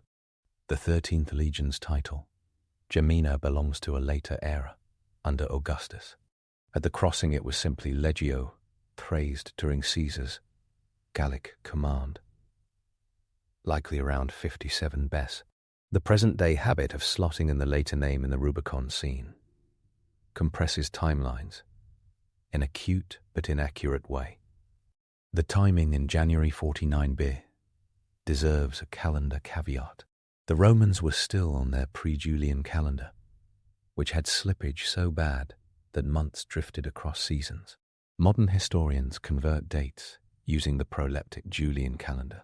Many place the crossing on 10, or the 11th of January. Suetonius mentions a January night. The exact day matters less than the legal sequence. Skew, on the 7th of January, tribunes flee. Caesar moves within days. The provinces involved set the legal frame. Cialpine Gaul sat north of the Rubicon. Italy proper lay south. The line between them turned an ordinary river into a jurisdictional cliff. For modern equivalents, think of a national border with armed customs guards and a constitution behind them. Caesar was the customs problem. The early audience in Ariminum, recorded in ancient sources, saw Caesar make a moral case for his move. He invoked broken promises on his right to run for office in absentia and the rough treatment of tribunes. He cast Pompey's emergency powers as unconstitutional. He claimed to be punishing no one, just rescuing the Republic. The man always wrote his own press releases. The urban exodus turned Rome into a ghost capital. Pompey told senators to leave. The ones who defied him declared loyalty to Caesar by staying put. Those who went east stuffed wagons with plate, coin, and household. A republic famous for practical stoicism looked like a city under weather evacuation. Caesar's entry into Rome later highlighted his appetite for efficient solutions. The treasury doors refused to cooperate. He made them cooperate. The money kept the army fed. The gesture told everyone who was in charge and who still worried about paperwork while the future sprinted by. A century after the fact, people still debated what broke the Republic. Some blamed demagogues. Some blamed generals. Some blamed the mobs. Some blamed property laws. The footnotes blame structural stresses. Empire without updated governance. Wealth inequality that made patronage the only social care system. A city whose military power outgrew its constitutional bones. Caesar's crossing fit right into that pressure cooker. He saw a way through that protected him and offered enough to Romans a deal they preferred. The cost of the deal looked abstract at the river and became permanent as the wars rolled on. The scene with the lost guide and the sputtering torches does heavy symbolic lifting. The general who managed supply chains with preternatural talent wandered in the dark just long enough to remind everyone that contingency still applies to world historic decisions. He got to the bank anyway. He had spent 20 years making himself the kind of person who ends up where he wants. With one wet step, he made every political boundary in the Republic negotiable again. Modern references to crossing the Rubicon can miss the risk. Caesar could have ended the day as a regional strongman, the Senate crushed with concentrated force. He did not. He stayed in front of the news cycle for weeks, made his rivals move to him, and refused to give them a battle on their terms. He created facts on the ground, and then wrote about them in sentences that read like chess notation for a revolution. A small final note for the Latin pedants. The cleaner-sounding alea facta that survives in memes and coffee mugs may not match what he said, if he said anything in that moment. Plutarch's Greek imperative feels more like him. The public loved the phrase either way. Menander's line found a new life because Caesar's act gave it perfect staging. A borrowed sentence sat down on a Roman boundary and made itself immortal. A muddy river, a winter night, a man whose debts once nearly suffocated him, and the weight of a centuries-old constitution paused at a low bank. He moved, every other move, from pirate crucifixions to calendar reforms to the knife glints in March, lines up behind that step. The Rubicon did not look like destiny. It looked like a stream. Someone needed to get across before dawn. That remained Caesar's superpower. He took history out of speeches and walked it down a road. The Republic discovered what happens when a system of norms meets a master of logistics with nerve. The water was cold. The choice burned hotter than Rome had ever seen. Let's dive into our next piece, the revolutionary ideas of Jean-Jacques Rousseau. He wrote the sentence that front-loaded the French Revolution into a single poster-ready line, and then handed all 5 of his own newborns to a foundling hospital. Jean-Jacques Rousseau specialized in detonations. He dropped literary grenades into polite 18th century Europe, and then wandered off in an Armenian kaftan to botanize and accuse his friends of plotting against him. Every move looked contradictory on the surface and alarmingly consistent underneath. He kept telling the century that glittering progress might actually be a trap. He kept proving it with his life. The dates snap into focus like a camera lens. Born the 28th of June, 1712, in Geneva, a Calvinist city-state that loved order as much as it loved vigilance. His mother, Suzanne Bernard, died days after his birth. 9 days, by his account, leaving a gravitational void he never filled. His father, Isaac Rousseau, a watchmaker with a hair-trigger temper and a library full of Plutarch, read adventure tales late into the night with his boy, then fled Geneva in 1722 after a quarrel that escalated beyond what the law or his pride could tolerate. That left young Jean-Jacques with relatives who treated him like raw material for a craft bench. At 13, he got apprenticed to an engraver who, by Rousseau's later telling in the Confessions, alternated between brutal and petty. He learned 2 skills that explain the rest of his career: how to carve precise lines into hard surfaces and how to run. At 16, in 1728, he ran. The city gates closed on Sundays. He sauntered out so late the guards had already shut them. He decided that meant Providence wanted him gone.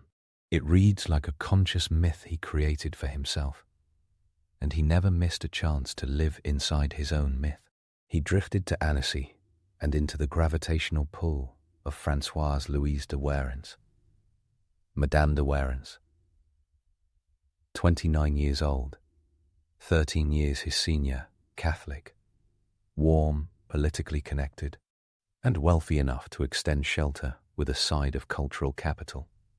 She fed him, reoriented him, sponsored his conversion to Catholicism in Turin later that year, and eventually became lover, manager, and spiritual GPS, depending on what Tuesday looked like. Anyone waiting for a tidy morality play gets a Baroque opera instead. Turin taught him how aristocratic life worked. A lot of waiting rooms, a lot of uniforms, a lot of side eyes. He worked as a footman, and by his own confession, staged a theft accusation to cover a lie, got whipped for it, and decided he was done with domestic service forever.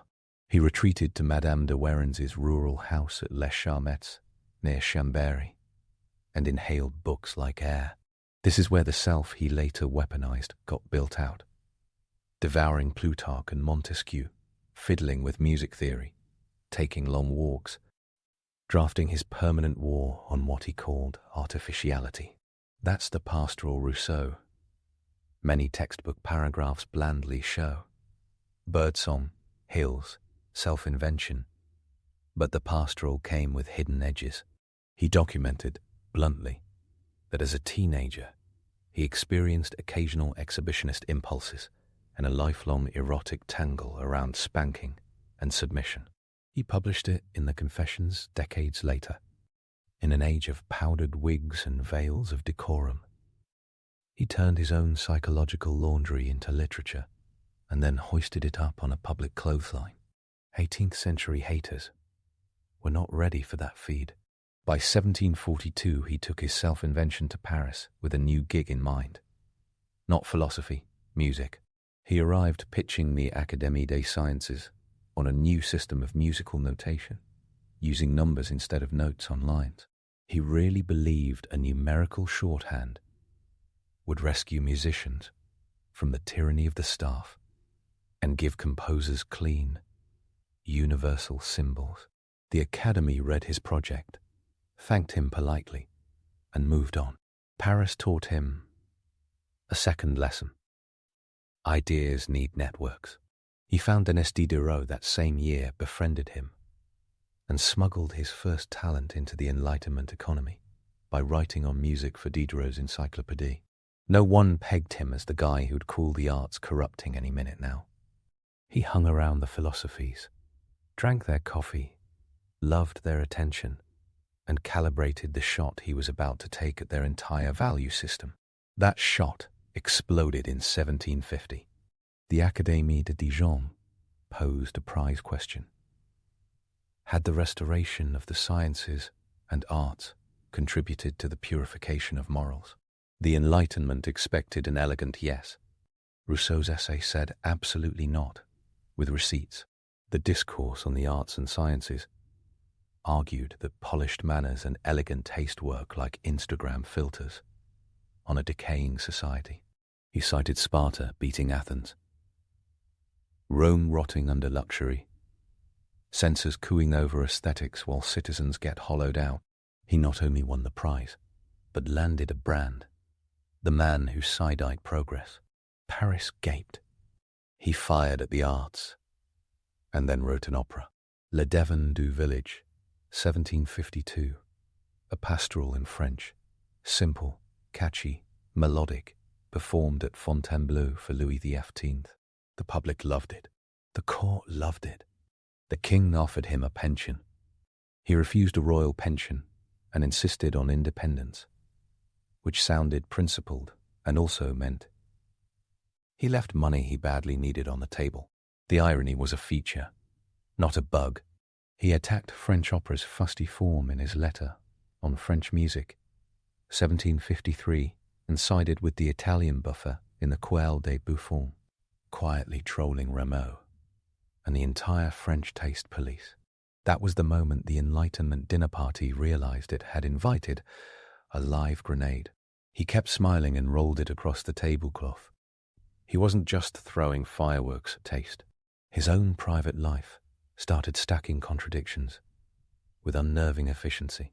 Around 1745 in Paris, he began a long relationship with Thérèse Levasseur, a laundry maid at the Hotel Saint-Quentin. Between 1746 and, probably, 1752, they had 5 children. He took each infant to Paris's Hôpital des Enfants Trouvés, the foundling home. In the confessions he claims they were baptized and deposited anonymously.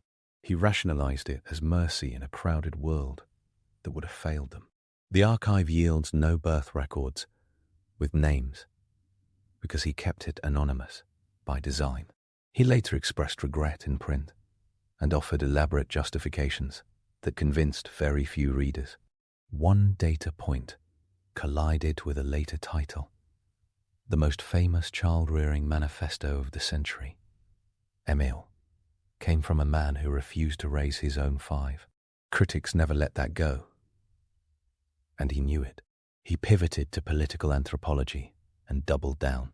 He recovered his Genevan citizenship in 1754, ceremonially hauled his soul back into Calvinist order, and published the Discourse on the Origin of Inequality in 1755. He dedicated it to the Republic of Geneva so everyone saw his return stamped in print. He argued that in a state of nature, humans had 2 baseline drives: amour de soi, a healthy self-love linked to self-preservation, and pity, an instinct to not see others suffer. Civilization, he said, cooked up a more propre, a toxic, comparative self-love that lives on envy, vanity, and approval ratings. He wrote the most meme-ready line of the 18th century about property. The first man who, having enclosed a piece of ground, thought of saying, "This is mine," and found people simple enough to believe him, was the true founder of civil society. Not a blueprint for communism, but a spotlight on how property produces chains of dependence and domination. The argument chipped away at Hobbes' fear of nature and Locke's optimistic property logic. European readers felt their political operating systems stutter and reboot. Then, he shocked everyone by vaulting into pop stardom. In 1761, his epistolary novel Julius, or the new Heloise hit Amsterdam, presses under the hand of publisher Marc-Michel Rey.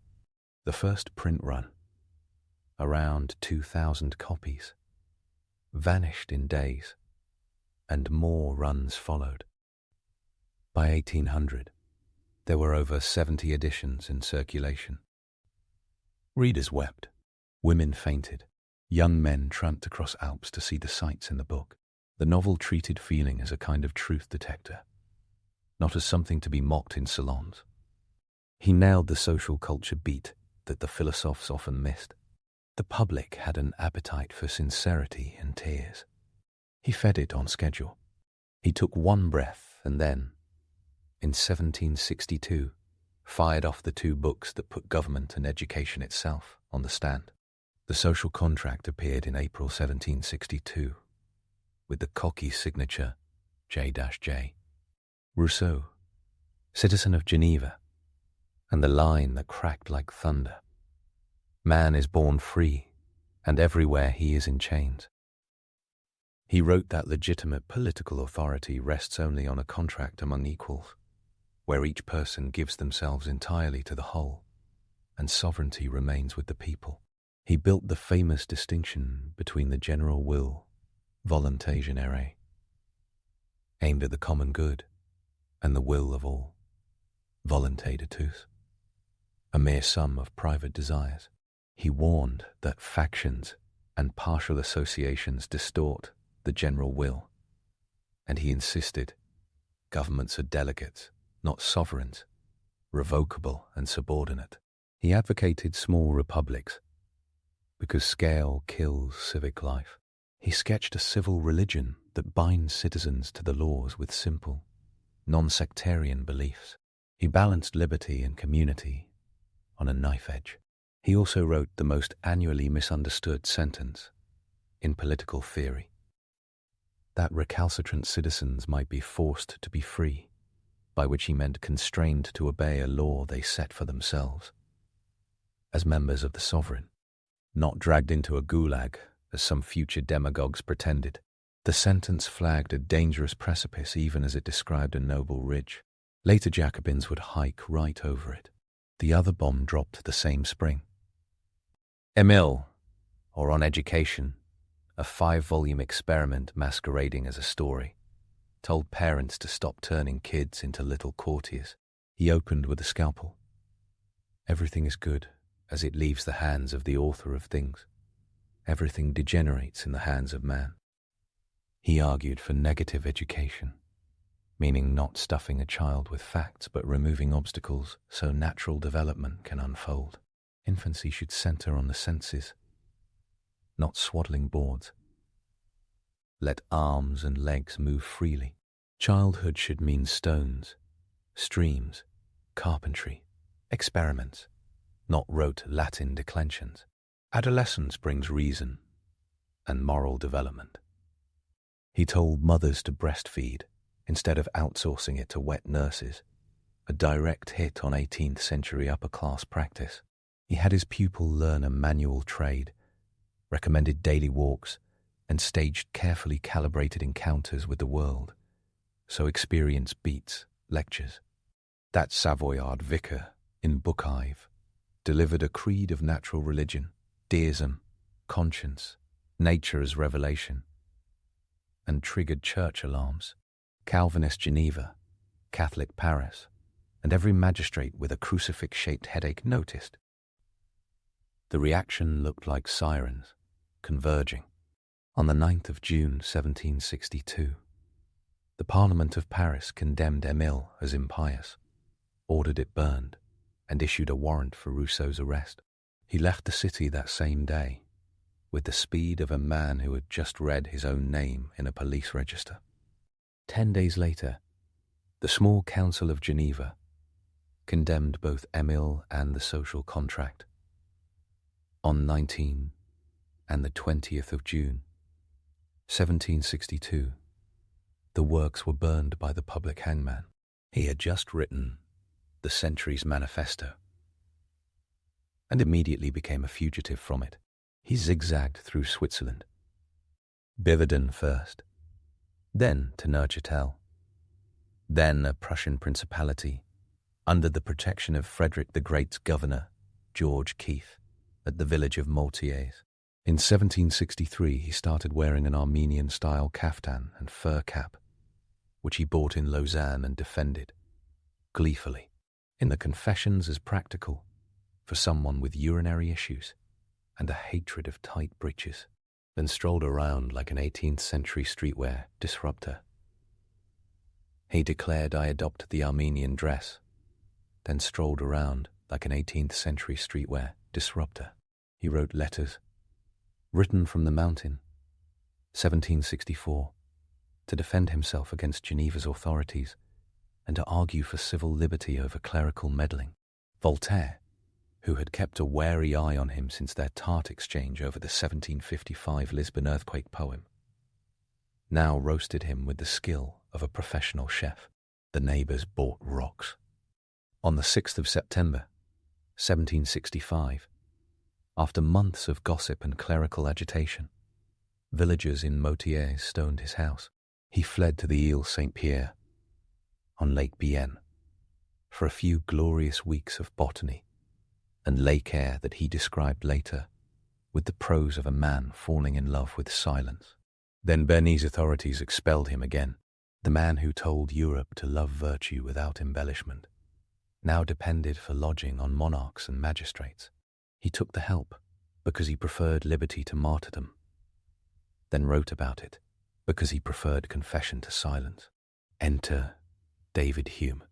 The Scottish philosopher arranged refuge in Britain and, in January 1766, ferried Rousseau across the Channel.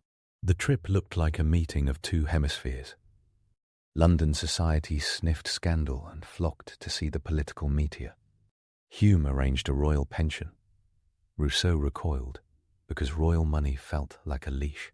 After a few months in London and Chiswick, he accepted country lodging at Wootton Hall in Staffordshire as the guest of Richard Davenport. Then the suspicions detonated. He convinced himself Hume and the philosophers had orchestrated a conspiracy to humiliate him. Letters forged, jokes made behind his back, London whispers in salons.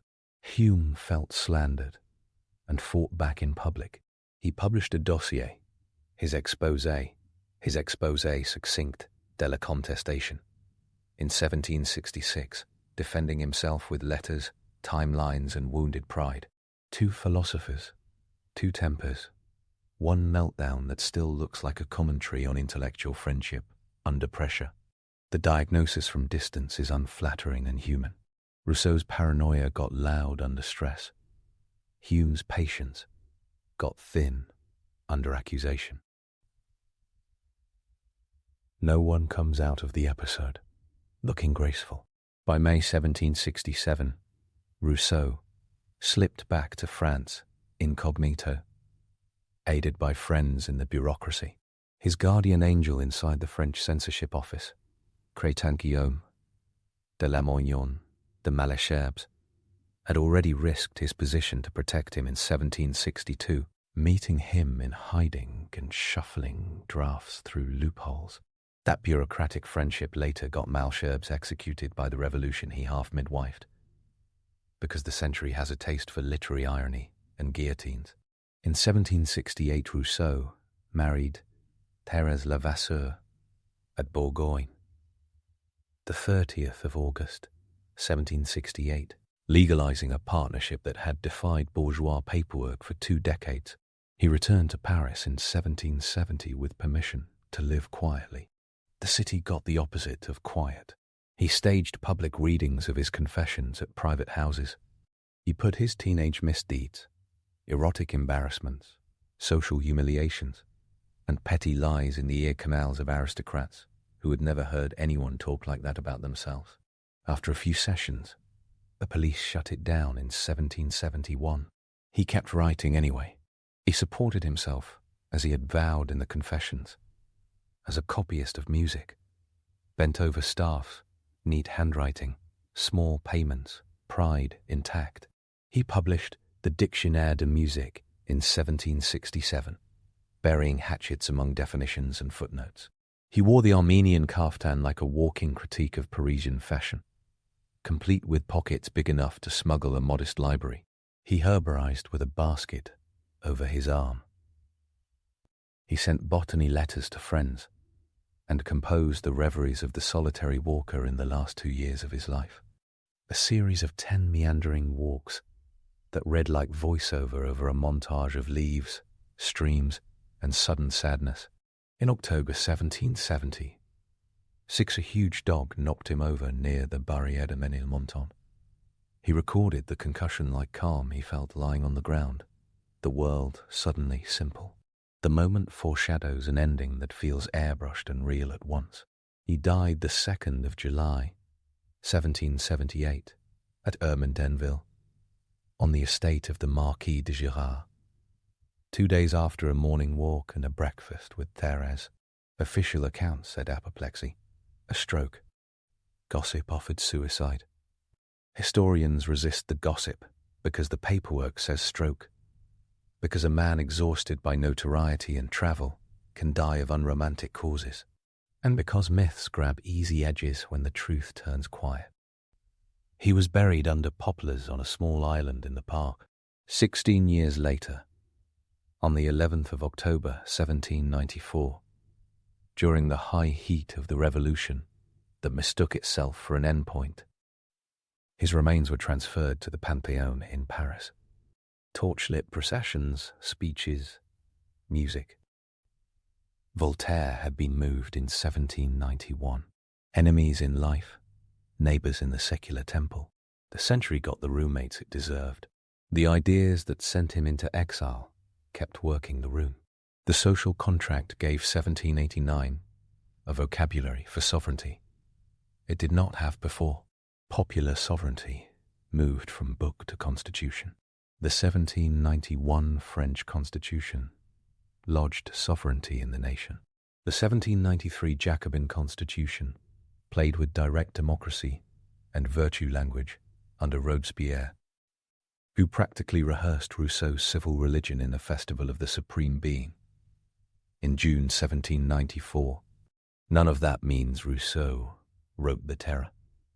It means that once he plugged moral language into politics, politics wanted moral theatre. He named a possibility. He did not choreograph the outcome. 2 more examples of reach. Across silence and borders. Immanuel Kant in far-off Königsberg kept a bust of Rousseau on his desk. Kant's friends reported that reading Émile pulled him out of abstract reveries and into respect for ordinary moral life. Kant broke his legendary routine at least once over a book by Rousseau, according to local gossip that never stopped circulating. He then built a whole moral system around respect for persons, a move Rousseau made feel urgent, and across the Channel, British Romanticism absorbed his sensibility like rain into parched ground. Wordsworth's spontaneous overflow of powerful feelings looks like Rousseau in an English accent. The legend comes with stubborn myths attached. The most burdensome, says Rousseau, praised the noble savage. He never wrote that phrase. He did sketch a state of nature featuring healthy bodies, simple needs, pity, and a lack of reflection, which shielded early humans from vice by keeping them ignorant of comparison and vanity. He didn't want anyone to drop their day job and go live barefoot in the forest. He used the thought experiment to strip social life down to essentials, then asked what had gotten bolted on. Modernity misread him, because the story got told back as a postcard. He rolled his eyes from beyond the grave. Another myth folds him into totalitarianism. Forced to be free reads like a slogan for the worst people.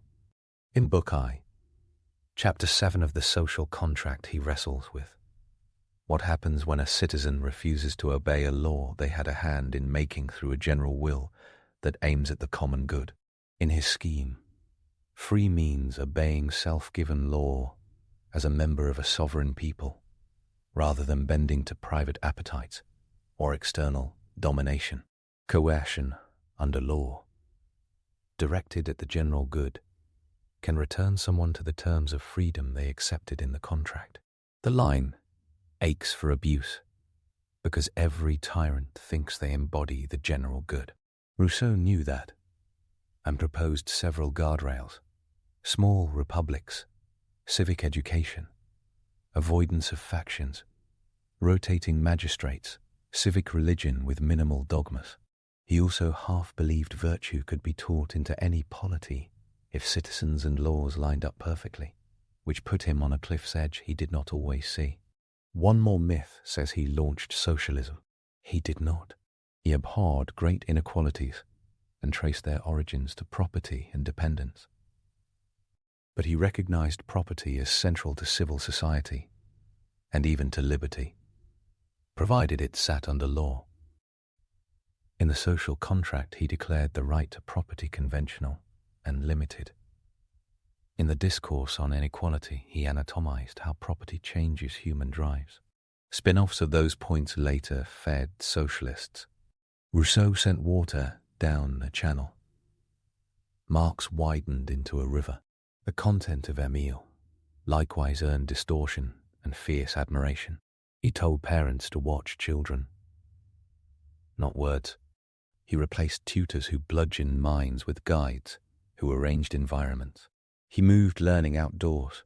He integrated exercise, craft, and science. He taught by puzzles, loaded into nature. Science enters as a way to train hands and eyes first, reason second. He wanted adolescents to test themselves in small social theatres before adult life arrives. He stripped down moral education to conscience and habit rather than sermons and fear. Critics pointed to the weakest and most typical part, the final book on Sophie. He decreed that women's education must be oriented toward pleasing and stabilizing men. He defended gender hierarchy as natural and permanent. The Enlightenment's tribal father of compassion wrote an asymmetry into his system that no amount of charm covers over. Later reformers, including Mary Wollstonecraft in 1792, debugged him with quotes and fire. Even his music criticism mattered. He believed French opera lost the plot in favor of spectacle and artifice. He said melody mattered more than harmony because it traced the line of feeling. He triggered a trans-European fight, the Querelle des Bouffons, that taught the 1750s how taste becomes ideology. He counted rhythm and national vowels as politics. He snapped definitions at composers with the sly rage of a Yelp review that ruins a restaurant. Then he wrote a dictionary entry that millions of school children would turn into routine. He praised the Italian syllabic style for singers, condemned French declamatory recitative as anti-musical, and insists on simplicity as a carrier of truth. Then he took his own advice and wrote Le Devin du Village without irony. He was the only Enlightenment philosopher who could also hum a hit. He practiced shamelessly public self-surgery. The Confessions, written mainly in the 1760s and 1770s, published posthumously in 1782 and 1789, opened with the promise that he would show himself as he was, good and bad. He reported stealing a ribbon and accusing a young woman named Marion of the theft, letting her take the fall. He reported his adolescent exhibitionism and his adult kinks. He reported vanity in Salinier's drawing rooms, fake humility, miserliness, generosity and injuries, real and imagined. He dared readers to judge and at the same time tried to control the trial by staging every piece of evidence. He followed with the dialogues, Rousseau, judge of Jean-Jacques 1772-1776, where he split himself into author and subject and tried to acquit himself from conspiracies he believed were real. And then he gave up on that project's labyrinth and went for walks. The reveries returns the reader to plants, ponds, and the feeling of being left alone at last. He closed his career by whispering into his own ear. One theme organizes this mess into a system. He distrusted dependence, not cooperation, not community, but the leverage other people gain over you when you trade away your capacity to stand upright. Servants flatter masters. Patrons shape the tongues and nerves of the men they feed. Courtiers learn the parts of their faces they can own in public. He refused Louis Question's pension because he understood patronage as a form of soft domination. He refused to wear the court suit because clothes can also be handcuffs. He railed against theatre in his 1758 letter to D'Alembert on the theatre because he thought staged morality would hollow out civic life in Geneva. He can be wrong in those arguments and still stand on a real fear. The 18th century trained the talented poor to play roles for money. He called that a slow death, then described it in outfits and gossip. This helps decode the general will as well. He thought liberty requires each person to depend on the law, not on other people's whims, to receive from the general that which private hands would otherwise ransom. That dream requires a small republic where citizens recognize themselves in the law, where the public interest surfaces out of debate like something found rather than willed, where civic rituals keep the whole thing alive. He warned that large modern states would deform such a process. He built a fantasy of Geneva in his head at the very moment Geneva was trying to exile him. The contradiction is poetic and a little embarrassing, and it shows his method. He idealized a place while losing his original apartment within it. Meanwhile, the police docket grew thicker. In Paris, Émile's the 9th of June 1762 condemnation by the Parliament sits in records, like the city's admission of fear. Geneva's 19, the 20th of June. Public burnings put the Republic in the same index as the monarchy he despised. The stoning at Motier shows how village social pressure turns philosophical notoriety into old-school shunning. The exposé succinct by Hume in 1766 remains in archives to prove that two architects of modern moral psychology could not navigate their own. His 1770-1771 public readings of the Confessions were suppressed by the Lieutenant of Police, Antoine de Sartine, a man who also regulated theatre licenses. This cross-thread of senses, theatre and confession, tells the story better than any fictional anecdote could. He held grudges like precious stones, turned them to the light, and then cut new facets. He feuded with Voltaire for 2 decades, starting in earnest around 1756, when he wrote to scold Voltaire for the poem on the Lisbon disaster. Voltaire responded with surgical mockery. He complained that Paris friends turned on him for being unfashionable. He paraded his unfashionable. He adored the attention his books brought and wrote with disdain for attention. He mastered a late 20s influencer contradiction in a powdered wig. At the level of precise doctrine, a few core ideas keep bench-pressing history. The general will versus the will of all. He insisted that aggregating private interests never yields the public good. The general will is an orientation toward what benefits each as a citizen. It can be discovered through deliberation, under right conditions. Factions block discovery. Legislators may inspire, but cannot vote. They design procedures that let a people see the law that ought to govern them. He took his model from Roman stories and Spartan myths. His language made people sovereign rather than princes or parliaments. He saw vanity and social comparison as the acid bath of modern life. He thought a civil order could cultivate a healthy form of self-regard, conjoined with empathy and law, a kind of independence within interdependence. He warned that status cultures produce cruelty. Every time likes, retweets, and envy turn a social platform into a knife fight. That distinction clicks into place like a label. Education as development, not stuffing. He pitched learning around growth stages and the child's own curiosity, not a one-size timetable. He connected motor skill, physical health, practical trade, and natural science to moral reasoning. He proposed delaying abstract reasoning until the body and senses had knowledge to work on. He insisted on presence over punishment. He condemned swaddling as a cruel technology. He told parents to leave kids to their games when no harm is done. He fed Pestalozzi, Froebel, and Montessori without meeting them. He used nature as a regulative idea, something to aim toward, not to replicate. He placed conscience inside the human heart and said it whispered better than sermons. He had deep suspicion of theatricality. He still wrote novels that made readers perform emotion in their parlors. The hypocrisy is real, and the analysis remains sharp. He stumbled, publicly, into double binds. He wanted transparency and loved privacy. He wanted virtue praised and detested flattery. He wanted democratic sovereignty and mistrusted spectatorship.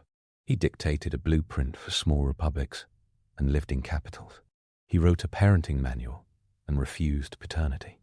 He conducted the contradictions with a timing that suggests fate and feels like choice.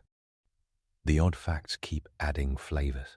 He signed the social contract, citizen of Geneva, after having left Geneva, rejoined Geneva, and then got banished by Geneva.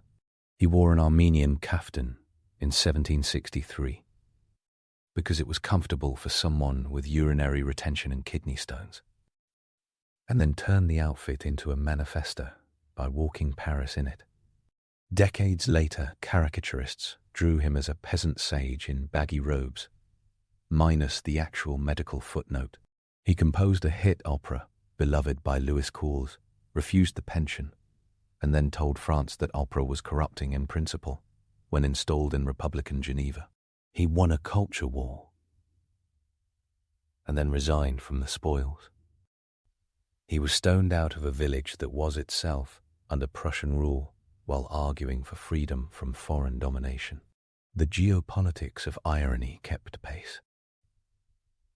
He confessed scandalous sexual details not because he was shameless, but because he thought confession purified shame. He aimed for Augustine and landed in tabloid territory on purpose. The revolution lifted his bones to the Pantheon in October 1794 while executing the man who had protected him, Malesherbes, in April of that same year. That juxtaposition is a complicated memorial. It says thank you and sorry at the same time.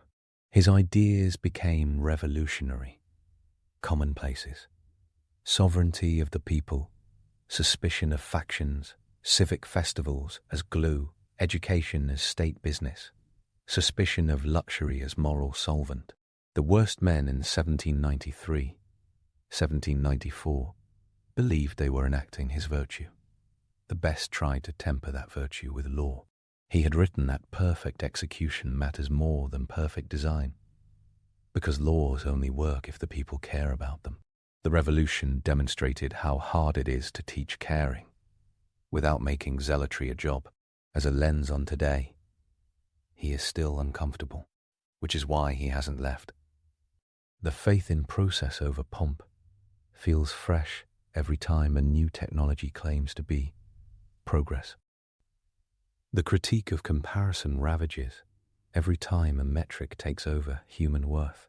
The demand that laws be our own, or not worth obeying, reads like an operating manual for any democracy. The note of paranoia that crept into his sense of persecution reads like social media on a bad day. He is structurally relevant and personally inconvenient. The last years at Ermenville mattered symbolically. He walked, collected plants, identified them with Linnaean names, in letters that became his elementary letters on botany. Written 1771-1773. Published 1782. He corrected plant identifications with a zelo, expects from naturalists who also built political theory. He lived in a cottage on the estate and played chess with guests. He gave the Girardin children lessons. He held that everyday beauty and moral perception were of a piece. He rested. For a man known for lighting powder, the quiet ending suits him. There is a catalogue of hard facts that steal the romance. The 28th of June, 1712. Birth in Geneva, 1750.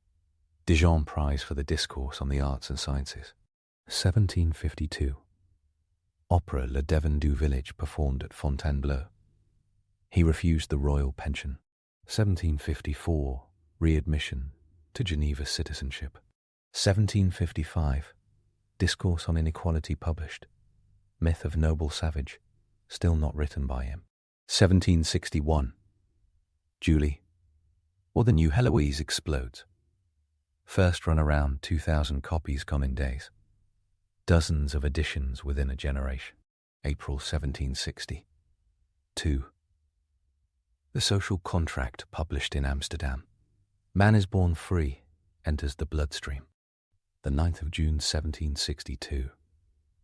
Emile condemned by the Parliament of Paris, burned. Warrant issued. 19. The 20th of June 1760. 2. Emile and Social Contract, publicly burned in Geneva. The 6th of September 1765. Stoning at Mortier, 1766. England exile. Then rupture with Hume, documented in Hume's. Published, exposé succinct, 30 August 1768. Marriage to Thérèse Levasseur at Bourgoin, 1770-1771. Public readings of the Confessions in Paris, suppressed by police. The 2nd of July 1778. Death at Ermenonville. The 11th of October 1794. Transfer of remains to the Pantheon. Outliers in the archive underline the stakes. The Hôpital des Enfants Trouvés registers show nothing about his children, because anonymity was the point, and foundling survival rates in mid-18th century Paris were brutal, often below 50% in early years. The condemnation records show magistrates reading deism as social threat. The correspondence with Malesherbes shows a state censor with a conscience. The engravings of him in Armenian dress show a precise silhouette that modern memes could use without altering a line. The humor writes itself because he gave the lines away for free. He is the only Enlightenment author who could be described as both the Beyoncé of 1761 and the guy who refused to play Versailles because the green room smelled like patronage. He did the think piece about why likes are killing empathy, and then had a viral novel about impossible love that made readers perform tears better than actors. He wrote about raising boys with axes and compasses, and then ghosted his own children. He wore normcore pastoral clothes with pockets big enough to stash an entire moral treatise, and then told France that theatrical makeup makes you fake. He accused Hume of being a puppet master, and then spent 2 decades trying to stage the moral life, down to child nap schedules. He bragged about truth while controlling every angle of his self-portrait until it looked like honesty. His defenders point to the real courage. He said no to an entire civilization's theory of improvement. He said simple does not mean stupid. He insisted that hearts know things. He believed pity, not power, sits closest to human nature. He wrote in the local accent of decency, not the universal Esperanto of reason. He meant it. He put his name on the line, citizen of Geneva, and lived with the consequences. His critics point to unkind truths. He fed off attention. He mistook feeling for proof. More than once. He suffered from paranoia that warped friendships and turned ordinary slights into plots. He proposed a general will without anything like a robust pluralist politics to keep it from steamrolling difference. He wrote a script for virtue and left the production note for people with a taste for uniformity. Together, these poles produce a figure who keeps the 18th century vivid, not embalmed. He drags the senses into political theory, duty into love stories, and awkwardness into self-fashioning. He leaves behind not just key phrases, but a method. Strip to essentials, name the dependents, rebuild around law and conscience, keep art suspicious, keep nature proximate, confess everything. His books outlived his enemies and outlived his admirers. They taught Kant to respect the street and Robespierre to stage festivals. They taught novelists to trust weeping and teachers to trust curiosity. A last scene makes him felt. July 1778. At Ermenonville, came with sunlight on reeds and a path along water. He spent his last morning with Thérèse, tasted fruit from the garden, spoke quietly, then walked. Death did what dialectics and police could not do. It closed his mouth. Within months, his confessions began their posthumous mission. Within 16 years, the Panthéon took his bones, and France took his words. On his tomb, the Revolution placed words calling him the restorer of the rights of man, which exaggerated and simplified, and did what politics always does to writers, turn a vocabulary into a monument. He would have preferred to be read rather than sculpted, to be contradicted rather than worshipped, to be pelted with arguments instead of stones. He declared that man was born free and in chains. His own chains were not only political or social. They were temperamental, erotic, familial, and historical. He cut some with books, tightened others with choices, and taught readers to feel the difference on their wrists. The revolutionary ideas he tossed out still argue among themselves. The general will still fights with pluralism. Pity still quarrels with reason. Education as growth still competes with education as pipeline. The fear of dependence still strains against the need to live together. He seeded those debates with paragraphs no one has finished harvesting. He left a promise and a warning. Progress without virtue corrupts, virtue without freedom crushes, and sincerity without self-knowledge misleads. The rest is practice. He tried to live the practice and left enough failure in the record to keep the practice honest. Let's dive into our next piece. How Egyptian builders survived tomb construction. You chip away at living rock in a heat so blunt it feels like a wall. And the job is to build a forever house for a god-king without getting crushed, starved, or forgotten. You are not a slave. You are a state employee with a job title that sounds like a line from a prophecy. Servant in the place of truth. Set Mart, your workshop is the Valley of the Kings. Your neighborhood is Deir el Medina on the Theban West Bank. The year label depends on the pharaoh on the throne, but the routine holds from the 18th dynasty to the 20th, roughly 1500 to 1100 B. And survival is an art. The myth says you work in chains, dodging curses and booby traps, or that you labor in anonymous misery until you collapse. The records from your village disagree. Ostraka papyri and official rolls from Deir el Medina, thousands of them, spell out your shifts, your sick days, your rations, your fights with supervisors, even your first recorded strike in human history. When you can read your own HR file across 3,000 years, the story gets real fast. You start in darkness before dawn. The decans set the calendar like clockwork. 10-day weeks. 8 days on, 2 days off. The bureaucrats call it a decade. You call it work rhythm. The crew is split into 2 gangs, left and right, an elegant way of saying half on each side of a corridor, each unit led by a foreman and tracked by a scribe whose ink is as sharp as any chisel. Crew size hovers around 40 to 60 skilled workmen, more under kings with heavy ambitions. Ramesses I ramps it up, ordering more men and more days in the hills. Kingship loves a deadline, even when the deadline has a sarcophagus. You take your tools like an army takes its weapons. Copper and bronze chisels, their edges fragile against quartz veins, pounded by wooden mallets that bounce in your bones. Doric pounders to break the first skin of the cliff. Flint blades for precision. Red ochre lines to map the axis. Black pigment to correct mistakes.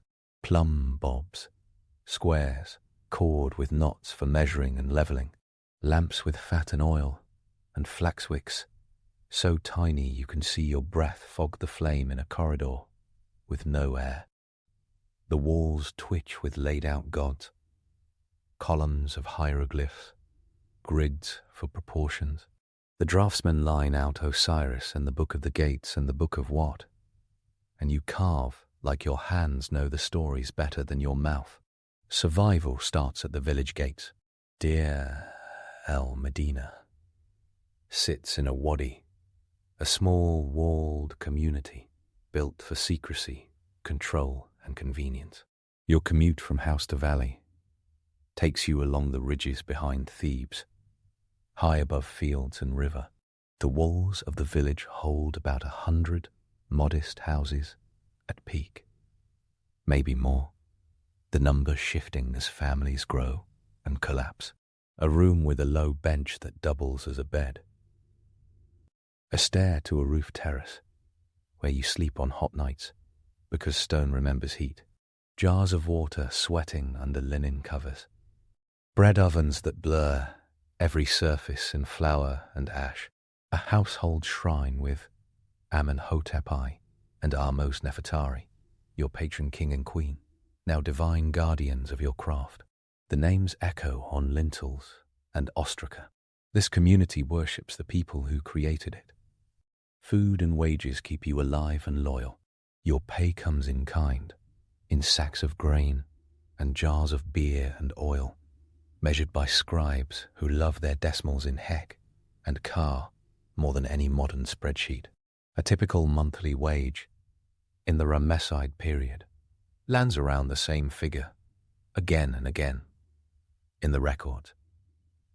Several sacks of grain per man, often described as 4.5 to 5 sacks in official rolls. Economists of the ancient world would pluck at conversion tables until midnight. Your family just needs flour for bread and barley for beer. Side rations deliver onions, fish, vegetables, a bit of oil, sometimes dates, or a rare cut of meat on a festival. The paperwork never shuts up. J. Jansen dragged half his data from these wage sheets in the 1970s to show how prices behaved in the Ramside years. And the village scribes did the heavy lifting centuries earlier by writing everything down. The water problem nearly breaks your back if you let it. The Nile glitters in the distance like a solution you are not allowed to touch. The village relies on water carriers who stagger up from the river with jars, so big they look theatrical. Under some kings, a deep community well gets cut, a monster shaft in the rock to keep the carriers from keeling over in the summer. Even then, water is rationed like gold. You drink constantly, in short lunges, then go right back to cutting. Heat rights itself only in your second off day, and only if the comms in wind is not pouring dust into your teeth. The hazards feel personal. Your bones grind from stooping in passages that pinch your shoulders. Your lungs take punishment from limestone dust, gypsum dust, and lamp smoke, a cocktail no modern health department would approve. Your eyes sting. Black coal around them is not makeup for a fashion shoot. It cuts glare, blocks dust, and probably fights infection. In 2009, a team from the Louvre and Cannes published analysis showing certain lead-based compounds in Egyptian coal stimulate immune response by boosting nitric oxide in skin cells. You smear your face with chemistry and call it common sense. Your bread hides its own little ambush. The grinding stones leak grit into flour all day. You chew that into your enamel until your teeth hate you. Dental abscesses are a lifestyle. The skeletons from the village graves and nearby worker cemeteries shout the same line. Attrition, like a belt sander. In the Edwin Smith Papyrus and Ebers Papyrus, scribes lay out trauma care and herbal mixtures, cool compresses of natron and honey for wounds, onion and beans for swelling, caraway and coriander for digestion, opium traces for pain that wakes a man past midnight.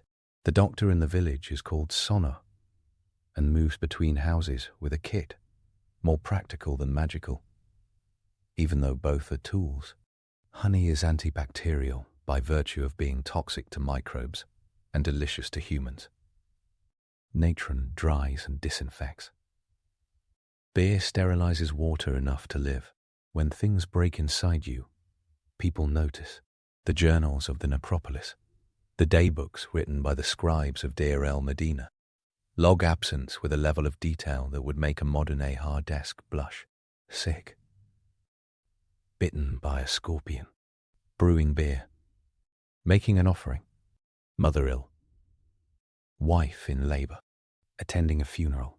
They even track hangovers by other names, because there is no lying to a scribe paid to watch your day. A study of those ostraca shows a work rhythm that would stun a modern construction manager. Festival days cluster like confetti. You sometimes work only 2/3 of the year, not because you are lazy, but because the state calendar and village life have gravity. Survival breeds systems. The worksite looks quiet to an outsider, but it hums with protocols. Support the roof where the limestone looks crumbly. Cut a test groove to sample the rock. Avoid fault lines that cross your axis. If you hit poor stone, turn your corridor or change your plan. Setiai's tomb, Kui 17, runs deep and long, around 137 meters, with rooms that break into side chambers, like a tree sprouting branches. You aim for symmetry but trust the rock. You use wooden beams where you must, even though wood is rare. You use stone steps and niche that hold planks like a prosthetic scaffold. The burial chamber takes shape like a secret swallowing space.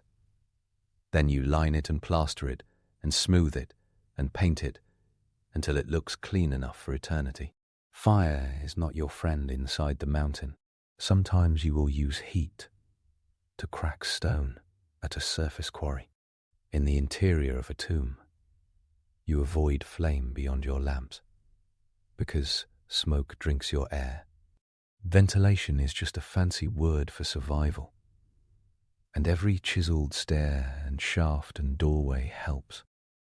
The tomb's vertical well shaft serves ritual purposes, and also catches flood debris like a trap made for water and thieves. That well drops several meters inside the corridor and shouts one plain message. Past this point, only the dead and the authorized enter. Everything you do leaves a paper trail, except where the rulers want you silent. Secrecy is a job requirement. You know where the burial chamber will sit. You know the axis is aligned to cosmic and aesthetic logic. You also know that the world gets noisy the closer you draw to the end. Collapsing states breed tomb robbers faster than locusts. The 20th dynasty slides downhill into litigation, shortages, and robberies. The viceroy of Kush loses his grip. The sea peoples crash the Mediterranean like wrecking balls. The strikes begin. Year 29 of Ramesses III becomes your cautionary tale. The scribe Amanacta records it. The crew marches out past checkpoints because the bread and beer did not arrive on time. Historians flag it as the first recorded labor strike. You walk to a temple enclosure and sit down, an ancient sit-in, decades worth of scribal judgment baked into each sentence. Your line to authority reads crisp and terrifying. We are hungry. Our rations are late. You get payment scraped from temple stores to patch the hole. Bread from Medinet Habu, the massive mortuary temple of Ramesses III, in the papyrus from Turin that preserves the account. The rhythm of the event is appalling. Wages late. Petitions filed. Officials flustered. Men fed. Striking is not an outlier in Ramesside Thebes. It becomes a stress valve. You do not throw stones at the vizier. You show up at gates where gods live and remind the system that workers build sacred spaces. The balance of piety and pressure keeps you alive. Magic keeps you brave. The gods do not pay in grain, but they get the calls that travel. The village underlines survival with law and gossip. Two sides of the same tablet. A scandal documented in Papyrus Salt 124 reads like a courtroom drama. Paneb, a foreman, is accused by a menactor of theft, assault, adultery, and misusing state resources. Too many crimes to list without a scroll and a free afternoon. You feel the edge in the accusations. This is not the silence of slaves. This is a literate community calling out its bosses, even if that call sometimes gets twisted in politics. Labor, law, and reputation dance all day. Defense is survival. Your clothes are not armor, but they help. Linen kilt-strapped sandals when you are not in sand too soft for them. Headcloth to catch sweat before it blinds you. You go light. You go tight. A rope belt to hang a tool. A bag of chips of red ochre and black manganese to tag lines on a rock. You are basically a walking hardware aisle in a heat wave. You burn fuel in smart rations. Lamps soak oil like thirsty birds. Excavated lamps from Thebes and Deir el Medina sit duck-shaped or dish-shaped, with wicks charred and evidence of constant trimming. Every lamp is time. The number of lamps tallies down your working hours inside stone, where the sun will never reach. You learn to love the different flame of every oil. Some burn brighter and sootier, some steady and soft. Every gram of soot on a vault tells future epigraphers how many of you ever stood in that chamber. Everything gets labeled. Blocks get marks.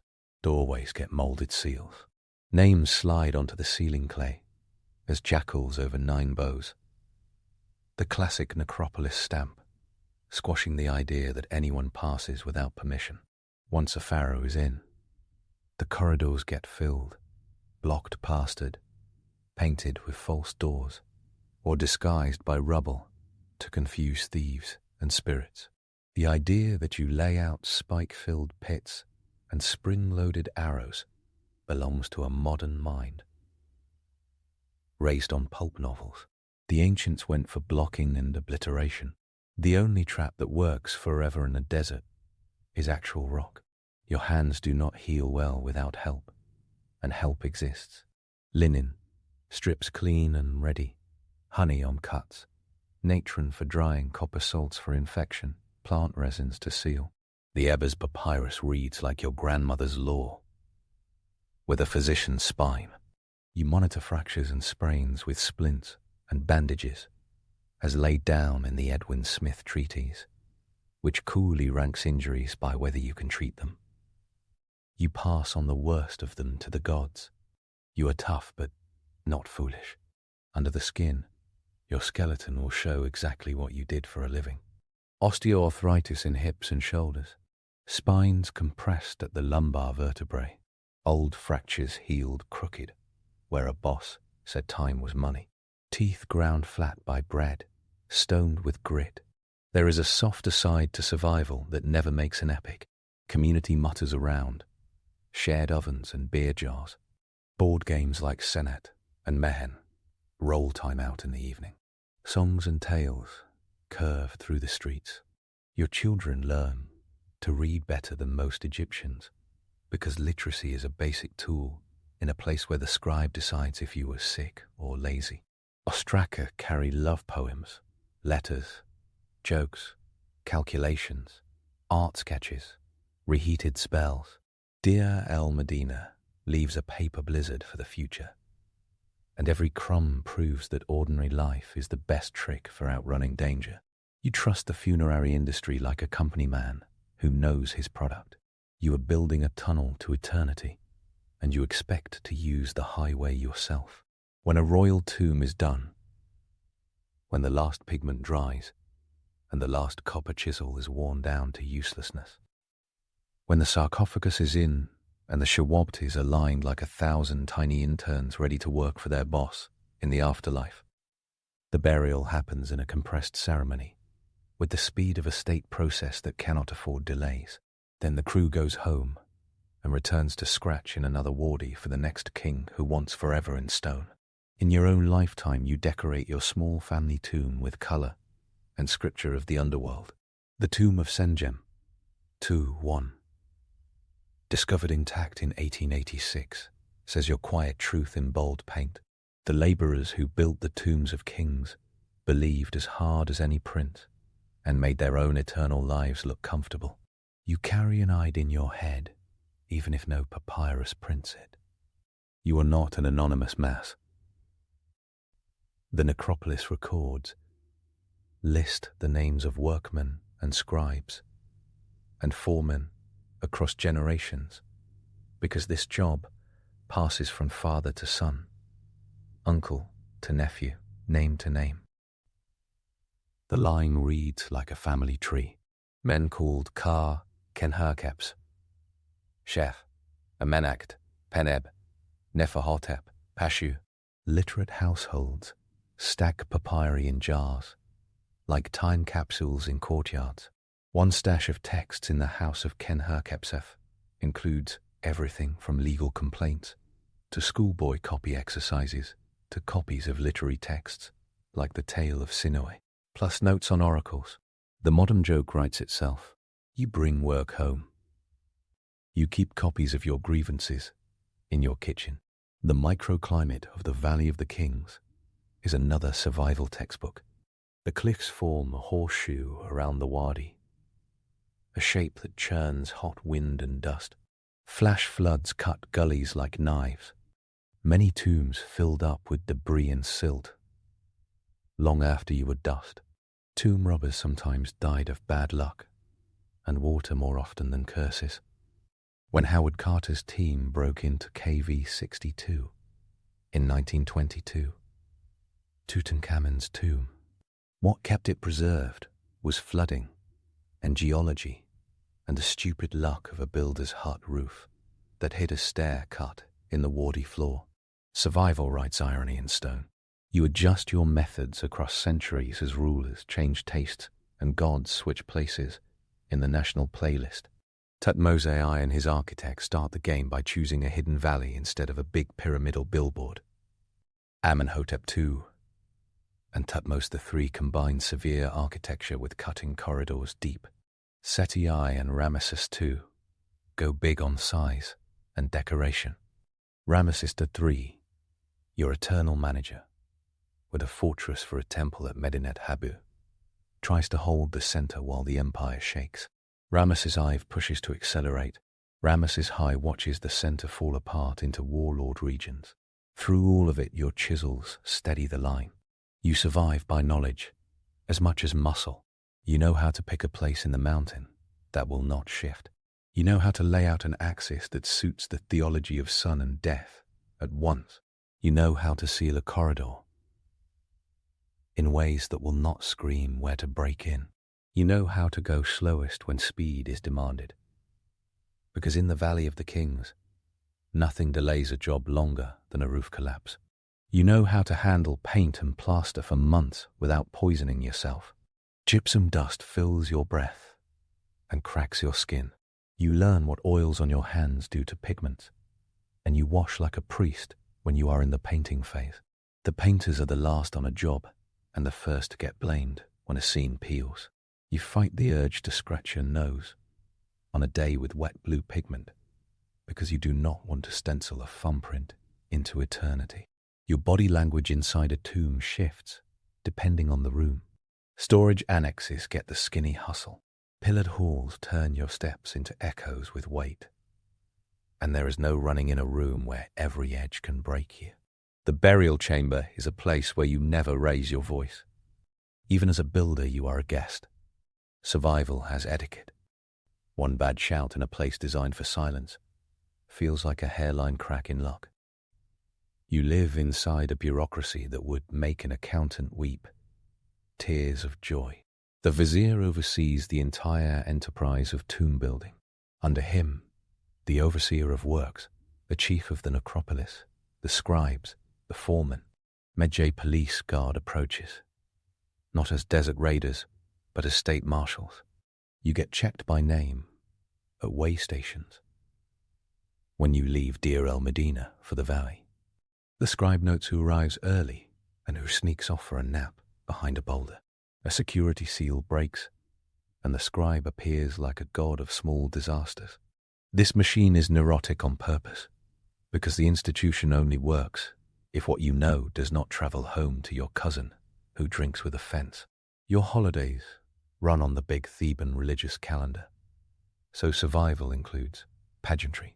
A pet festival expands your world every year as Aman, Mut, and Khonsu sail from Karnak to Luxor in a public display of divine networking. Valley Festival brings families into the West to picnic on tomb terraces and honor the dead. State and personal piety mix like beer and bread. You get a day off to brew beer. You get another to carry an ancestor's statue out into the sun for a visit in the living world. The day books record it in columns. Absent, making an offering. Absent, brewing. Absent, preparing for Opet. The line between divine favor and state schedule is a hair's breadth. And that hair looks like survival. You manage risk in creative ways that an engineer would applaud. When a corridor shows cracks, you prop it with wooden beams. When the beams creak, you cut a bypass route and backfill the old path.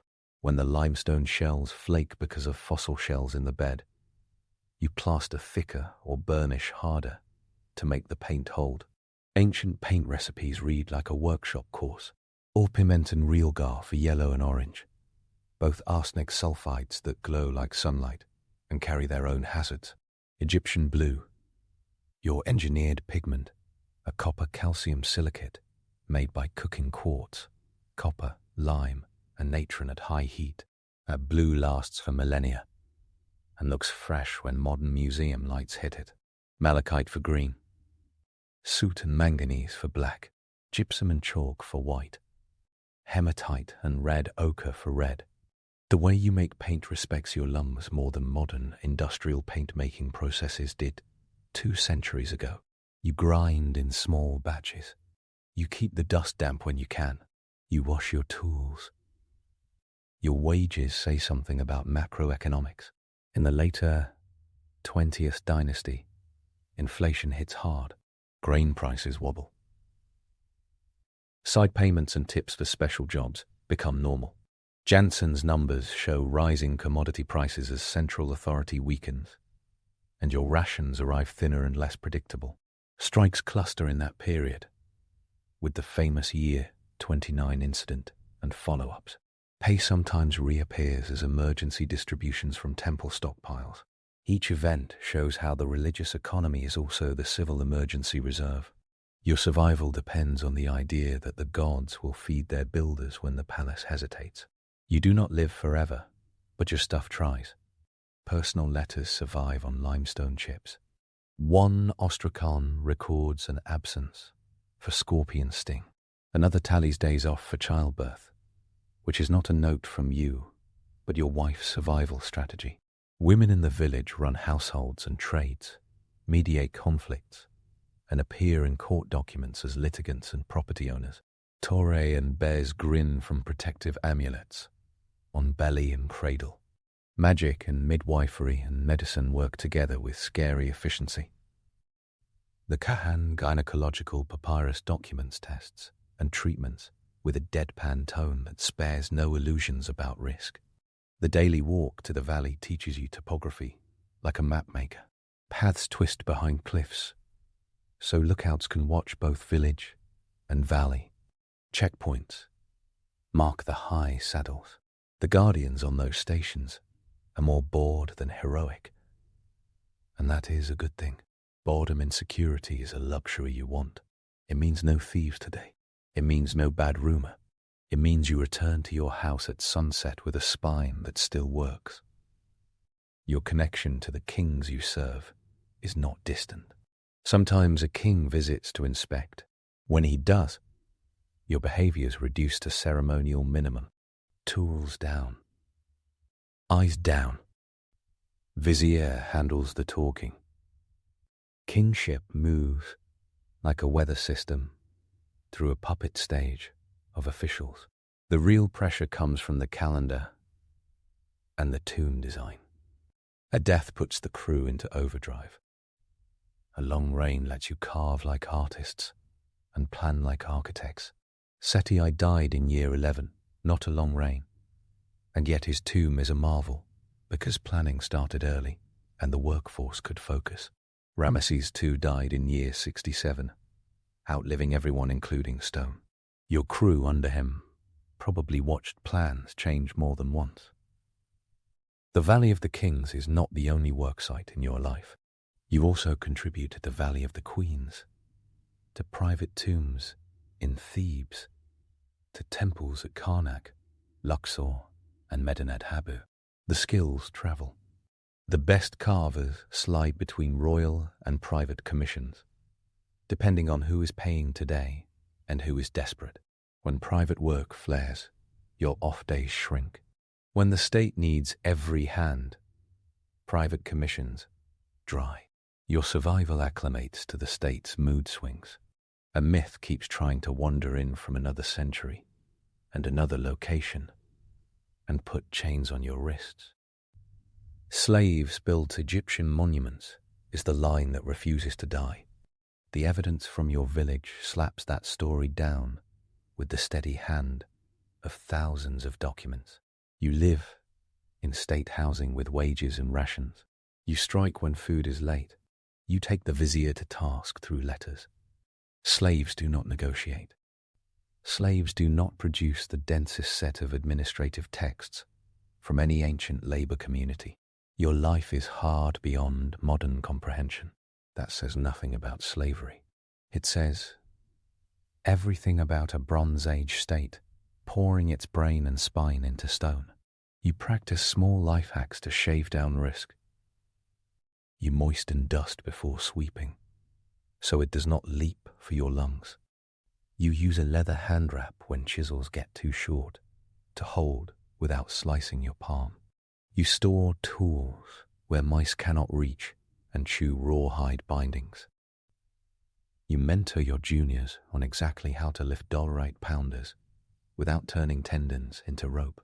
You teach by example and by shouting, and the shouting only works with a breath left to shout. Your world ends more than once. Civil wars under Ramesses she-splinter authority. The necropolis police crack and join thieves. Tomb robbery trials explode into papyri the red, like modern true crime. Officials conspiratorially loot caches. Mummies get unwrapped and cannibalized for gold leaf. The royal mummies eventually move to hiding places. The cache at Deir el-Bahri,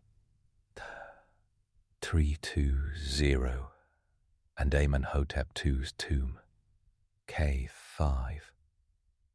Stacked like inventory to save them from a state that cannot protect them anymore. Your job as a royal tomb builder disappears under a cloud. Survival at that point means leaving the valley and finding another way to cut stone or draw lines on papyrus. The village withers. Not in one night, but over years. Houses crumble. People scatter. The record dies, which is how you know the community is gone. The sensation of carving a final line in a tomb before sealing it cannot be faked. Your arm remembers an arc you will never draw again. Your foot finds a step in darkness by heart. Silence becomes an object in front of you, something you can almost touch, and you live because you step back from that silence and walk out while the light still knows your name. The jackal stamp hits clay. The door closes. The world goes on top of the tomb, like nothing happened. That is how this entire civilization treats death. The river slides past the east bank with green and laughter. The west bank holds the houses of eternity and a few hundred living men and women who bend their backs to a job that government calls sacred and you call survival with craftsmanship. You carry a mental file of real numbers and corner cases because you live inside the data, not because any priest in white tells you. Crew lists show 2 gangs of around 30 each, under most kings, plus apprentices and specialists, plus the scribes and foremen. Work schedules show 8 workdays out of every 10 in the usual cycle, breaks for festivals and necessary absence. Wages recorded on ostraca from the Ramesside period repeatedly list monthly grain rations in multiple sacks per man, with side portions of oil, vegetables, fish, beer, and occasional bonus days for festivals. The strike of year 29 of Ramesses III is preserved on the Turin strike papyrus by scribe Amenekate son of Epoi, 4 syllables of bureaucratic calm that dared to record the embarrassment of the state. Papyrus salt 124 preserves accusations against the foreman Pan, detailed to a level that would scorch the ears off any court today. The daily journals, the so-called journals of the tomb, tally not just present, but cause of absence, in a way that lets historians in the 21st century reconstruct a time and motion diagram of your life. The Ebers and Edwin Smith papyri give your medical playbook. The pigments on tomb walls hold the recipe for your paints. The tool marks on the corridor let modern archaeologists count your blows and map your shifts. The nail you drive into the wall of this story is the simplest. You survive because the system needs you to. Survival is not an accident. The village is planned. The schedules are tracked. The rations are standardized. The medical knowledge is compiled. The security is layered. The theology is integrated into your motive. A royal house that fails to keep you upright, fails to build its tomb. And a king without a proper tomb risks an afterlife without a front door. There are days the system fails, and that is why the ostraca record you sitting at Medinet Habu demanding your pay. There are days the roof buckles, and that is why support beams appear like ribs in a corridor that would have otherwise eaten you whole. There are days a scorpion stings, and the scribe writes your name in the absent column, with a note more sympathetic than any emoji. There are years the price of grain spikes, and your household recalculates how to stretch flour with legumes to survive the gap. There are centuries like the 20th dynasty, when authority stumbles, and the only thing between you and hunger is a festival storehouse cracked open by the same officials who kept you honest for decades. You live with danger rituals that keep your brain from cracking. You make offerings before opening a new section of corridor. You kiss the ground of the cliff like a farmer kisses soil before planting. You ask the names of the gods of the mountain to hear you today. You do not treat the mountain as an enemy because you intend to go back to your bed every night, and enemies do not let you sleep well. That psychological invention is as old as the first Mason, and it keeps you from acting stupid in a confined space. You know this because the man who acts stupid gets his name added to a list you do not want to be on, in a handwriting that survives 30 kings. Modern imagery piles on traps and curses because it needs spectacle. The real story is more dramatic. Rock, dust, heat, flame, fatigue, hunger, bureaucracy, and belief. You use every skill your culture invented to live. When the power lines to the center of government fray, Your community's internal wiring holds longer than it should. That is the unsung miracle of Deir el-Medina. It holds as a place where literacy and labor live together like neighbors who share a wall. Your tools whittle down over time like bones. You recycle metal with a ferocity modern environmentalists would applaud. Broken chisels get reforged. Spurs of copper and bronze go into new tools, new blades, and new hinges. Stone tools get retouched. Flint chips become finer blades for detailing. The act of surviving a stone job makes you an economist whether you want to be or not. If you chart a day by numbers, it goes like this. You leave the village at dawn with the crew. You reach the valley in under an hour if the checkpoints are calm and the wind behaves. You work by lamplight and natural light wherever it fits, swapping crews in narrow passages to avoid collisions. You take short breaks to drink and eat bread and onions because breath matters more than appetite. You trade notes with the scribe, who is equal parts accountant, timekeeper, and memoirist for your life. You return near sunset. On off days you fix your house, brew beer, attend religious services, visit tomb terraces with family. You exist in a loop, with enough variety to keep a person from thinking the universe is a bad joke. If you pull back the camera to a century, you see something else. A valley packed with names and history. A village that grows in scribal output until paper becomes its fossil. An empire that spreads and then cracks. A workforce that resists exploitation by the only tool it has: its own absence from the job. The strike of year 29 ripples forward. Every labor action you have heard about since inherits a line from those men who crossed a gate and sat in a sacred precinct until the state woke up. Your bones will go to the West Bank like everyone else. If you are lucky, your tomb will not be robbed in the 21st dynasty or later. If you are very lucky, your name will not drop out of the record.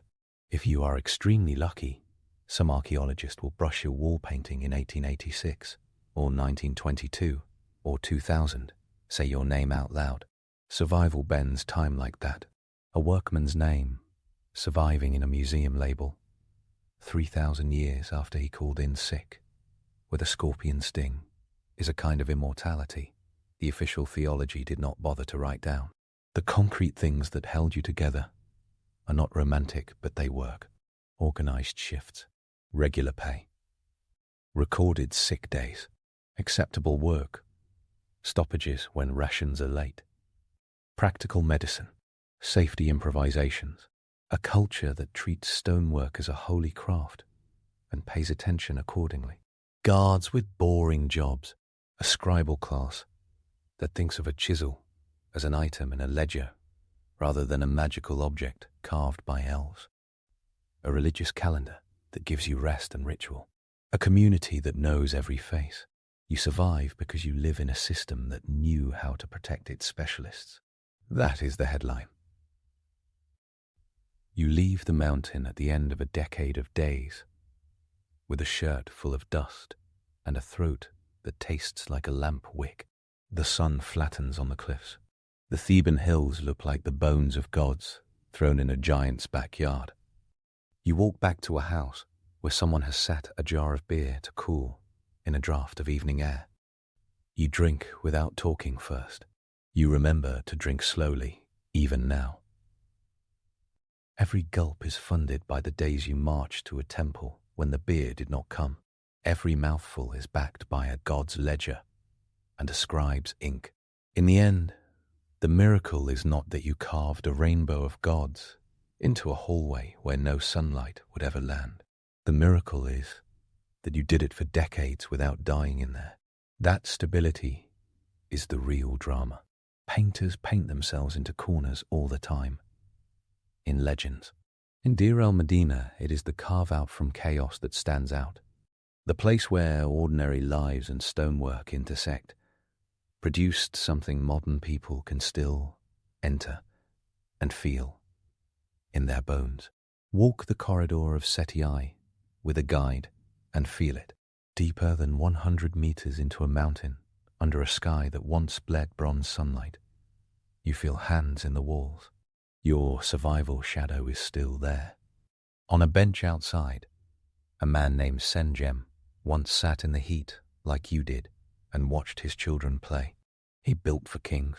He painted a garden of the West for himself. His tomb turned up in 1886, complete enough to show you his sense of home. He survived the work long enough to finish his. That is the basic blueprint you trace every day. Every cut, every break, every lamp trimmed is how you lived. Add the day the village stopped and sat at Medinet Habu when the grain ran late. Add the night you wrapped a bandage of linen and honey around a cut in your palm. Add the dozen mornings you woke before dark and tied your sandal strap with fingers that ached from mallets. Add the thanks you said before Amenhotep I for being the architect's ghost in your village. Add the pages and pages and pages the scribes wrote that let anyone on earth now read how a community of specialists outlived rock and rumor. The equation balances to one sentence that everyone misses when they reach for mysticism. You survived tomb construction by making survival a system. You built it like you built everything else. Out of stone, out of grain, out of ink, and out of the names you refused to let vanish. But wait, the system you built left you footprints across time. The day someone reads a note on a broken chip of limestone about your absence, because of a scorpion sting, and grins like they know you, that is another way your craft cheated death. You made the walls, and the walls kept you. That is how the workers of the place of truth did it.